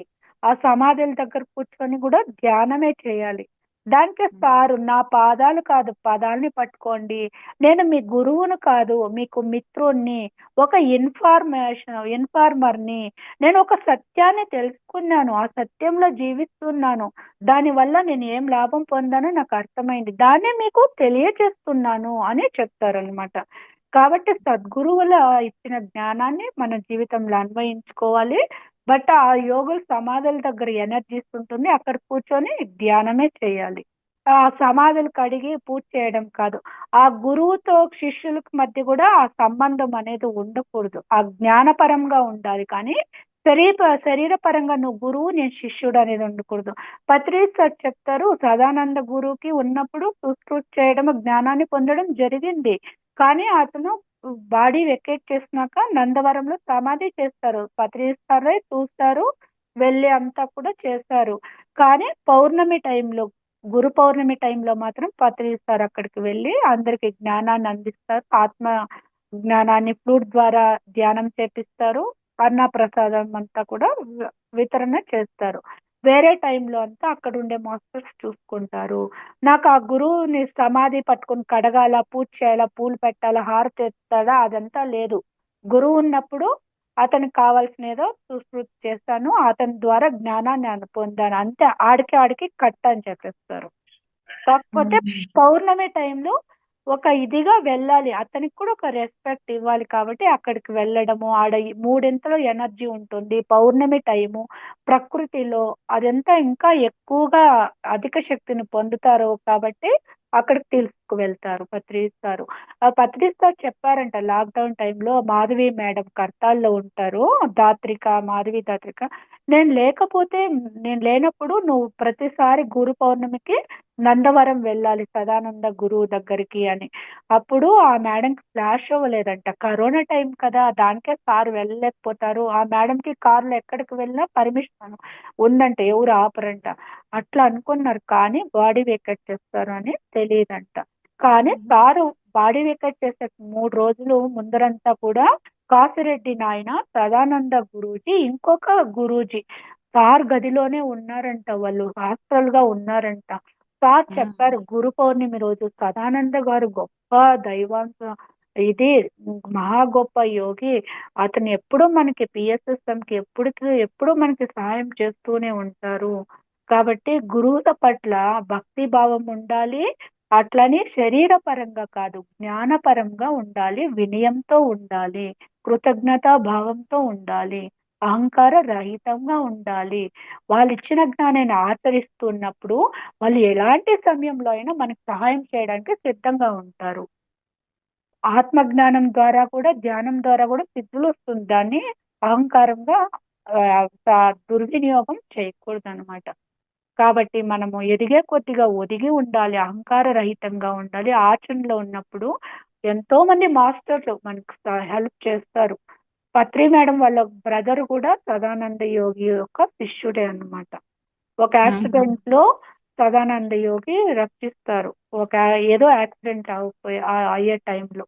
అలా గురువులు ప్రత్యక్షమవుతారు. వాళ్ళకి తెలుస్తుంది. ఏ లోకంలో ఎక్కడ ఏమి జరుగుతున్నది, ఏం జరిగింది, ఏం జరగబోతుందని. వితిన్ సెకండ్‌లో హ్మ్, వాళ్ళకుంటుంది. మా శక్తి మాయమయ్యే శక్తి అంతా ఉంటుంది. ఆ సిద్ధులంతా గూడా. ఒకే సమయంలో 5 చోట్ల కనిపించడము, కాసిరెడ్డి నాయన కానీ, సదానంద యోగి కానీ అదంతా వాళ్ళకి సిద్ధులు. ధ్యానం ద్వారా, ఆ జ్ఞానం ద్వారా వచ్చిన సిద్ధులన్నమాట. దాన్ని సద్వినియోగం చేస్తారు. వాళ్ళ సొంత స్వలాభం కోసం, స్వార్థం కోసం వాడుకోరు. పత్రి సార్‌కి కూడా ఉంది. కానీ లోక కళ్యాణం కోసం వాళ్ళు వాడతారు. ఎవరైనా ఒక మాస్టరు లోక కళ్యాణం కోసము చేస్తున్నారంటే వాళ్ళకి వీళ్ళింకా భూమి మీద ఉంటే వాళ్ళ ప్రణాళిక కంప్లీట్ అవుతుంది. వాళ్ళు సహాయం చేస్తారు అని వాళ్ళ గురువుకి తెలిసినప్పుడు వాళ్ళు హాస్టల్‌గా చేస్తారు. అనారోగ్యం ఉన్నా గూడా దాన్నింకా బయట పడేస్తారు. తటవర్తి రాజలక్ష్మి మేడంకి కూడా పత్రి సారు చేయి పట్టుకొని ధ్యానం చేయించారు. ఎంత అద్భుతంగా వర్క్ చేస్తున్నారు ఆ మేడం ఇప్పుడు. సారు, మేడము వాళ్ళ ప్రణాళిక కంప్లీట్ చేసుకుంటున్నారు వాళ్ళు. ఎందుకంటే వాళ్ళు యాజ్ఞవల్కుడు అంట. ఆ మేడం వచ్చి యాజ్ఞవల్కుడికి 2 భార్యలంట. ప్రాపంచికతలో ఒకరు, ఆధ్యాత్మికతలో ఒకరు. ఆధ్యాత్మికతలో ఉండే ఆ భార్యని రాజ్యలక్ష్మి అంట తటవర్తి సారు. ఆ తటవర్తి సారు యాజ్ఞవల్కుడు గత జన్మలో. వాళ్ళిద్దరు భార్యాభర్తలే. న్యూటన్ సార్ వాళ్ళంతా కూడా 3 జన్మల్లో భార్యాభర్తలుగానే వస్తూ ఉన్నారు. ఫ్రెండ్స్‌గా, భార్యాభర్తలుగా. అట్లా ఎంతో మంది ఉన్నారు. వాళ్ళకి హాస్టల్‌గా ఎంతో మంది మాస్టర్లు సహకరిస్తూ ఉంటారు. ఎందుకంటే వాళ్ళు భూమి మీద ఉంటే ఇంకా అద్భుతంగా వర్క్ చేస్తారని వాళ్ళకి భవిష్యత్తు కూడా తెలిసిపోతుంది. ఈ సోలు రక్షి బయట పడేసే సిట్యుయేషన్‌లో ముందరికి ఎలా నడుచుకుంటుందని తెలుస్తుంది వాళ్ళకి. కాబట్టి ఎదిగే కొద్దిగా ఒదిగి ఉండాలి. అంటే వాళ్ళకి ప్రణాళిక అయిపోయిన తర్వాత ఇంకా వాళ్ళు భూమి మీద అవసరం అనుకుంటే వాళ్ళ మాస్టర్స్ వాళ్ళకి ఉంచుతారు కదా మేడం? ఎలాగైనా గురువులు ఏ క్షణంలో ఏ డెసిషన్ తీసుకుంటారో తెలియదు మేడం. పైలోక వాసులు కూడా అంతే. పత్రి సార్‌ది కూడా 2018లోనే ప్రణాళిక అయిపోయింది. కానీ వాళ్ళు ఇంకా భూమి మీద ఎందుకునో ఇంకా పిఎంసి ఛానెల్‌ని, శాటిలైట్ ఛానెల్‌ని అంతా ఏర్పాటు చేశారు. తరువాత ఇంకా మళ్ళీ ఇంకొకసారి ఆజ్ఞ వచ్చిన దానికి వెళ్ళిపోయారు. ఇంక ఉండే మాస్టర్‌లు చూసుకుంటారు. ఇంకా ఎన్నో లోకాలు, ఇంకా పెద్ద పెద్ద ప్రాజెక్ట్‌లు. మనది ఒక చిన్న ప్రాజెక్టే అని చెప్తారనమాట. ఈ జహష ఈ ఇప్పుడు చేస్తున్నది దీనికనుకున్నా ఇంకా పెద్ద పెద్ద ప్రాజెక్టులుంది. ఇంకా ఎన్నో లోకాల్లో ఉంది అని చెప్తారనమాట.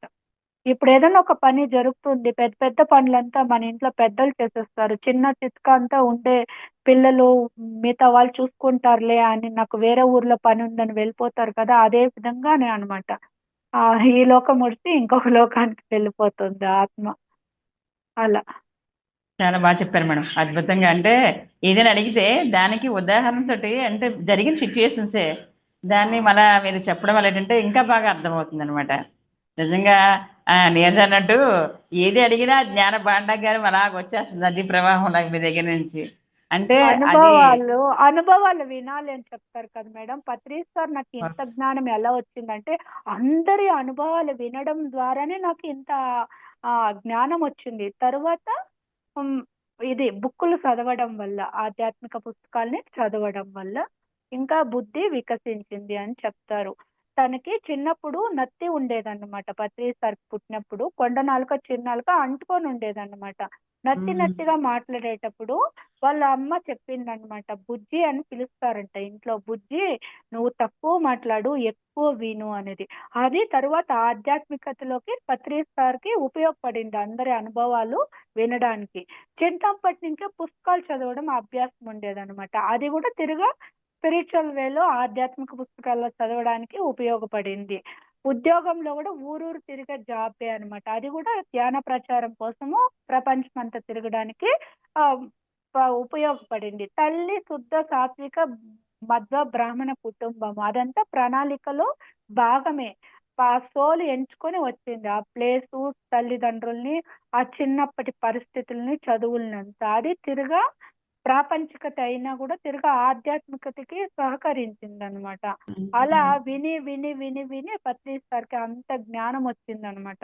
అది వినడం వల్ల ఆ శ్రవణం జరుగుతుంది. మనం ఇంకొకరికి చెప్పడం వల్ల క్లాసులు కానీ ఇప్పుడు నేను మీకు చెప్పాను కదా, మననం జరిగింది. అది ఇంకా బాగా గుర్తుండిపోతుంది.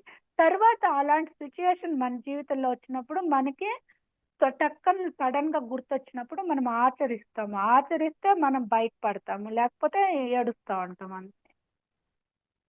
అవును మేడం, చాలా అద్భుతంగా చెప్పారు. చాలా చాలా థ్యాంక్స్ మేడం. ఓపిక్గా ఎంత టైం అయినా సరే అడిగేదానికి షార్ట్ కట్ చెప్పకుండా వివరించి చెప్పారు చక్కగానే. అది వివరించి చెప్పడం వల్ల ఇంకా ఇంకా బాగా డీప్గా అర్థమవుతుంది మేడం. నిజంగానే చాలా థ్యాంక్ యూ మేడం. అంటే మీరు అంత పత్రిసారి అన్ని పుస్తకాలు చదివితే కానీ మనకు ఎంత జ్ఞానం అందించారో, మీరు కూడా అన్ని అనుభవాలు అన్ని ఏంటంటే ఇవన్నీ నేర్చుకోవాల్సింది, ప్రతి ఒక్కరు తెలుసుకోవాల్సిన జ్ఞానమే. ఇప్పుడు మీరు కూడా చెప్తుంటే ఇంకా అర్థమవుద్ది. ఓ అంటే ఇంకా ఇంకా ఇంకా మన జ్ఞానం తెలుసుకోవాలంటే ఇంకా ఇంకా ఎన్నో వినాలి, ఎంత చదవాలి, ఇంకా ఎంత తెలుసుకోవచ్చు, చనిపోయినంత నిరంతర విద్యార్థిలాగా ఉండాలి అని చెప్పేసి.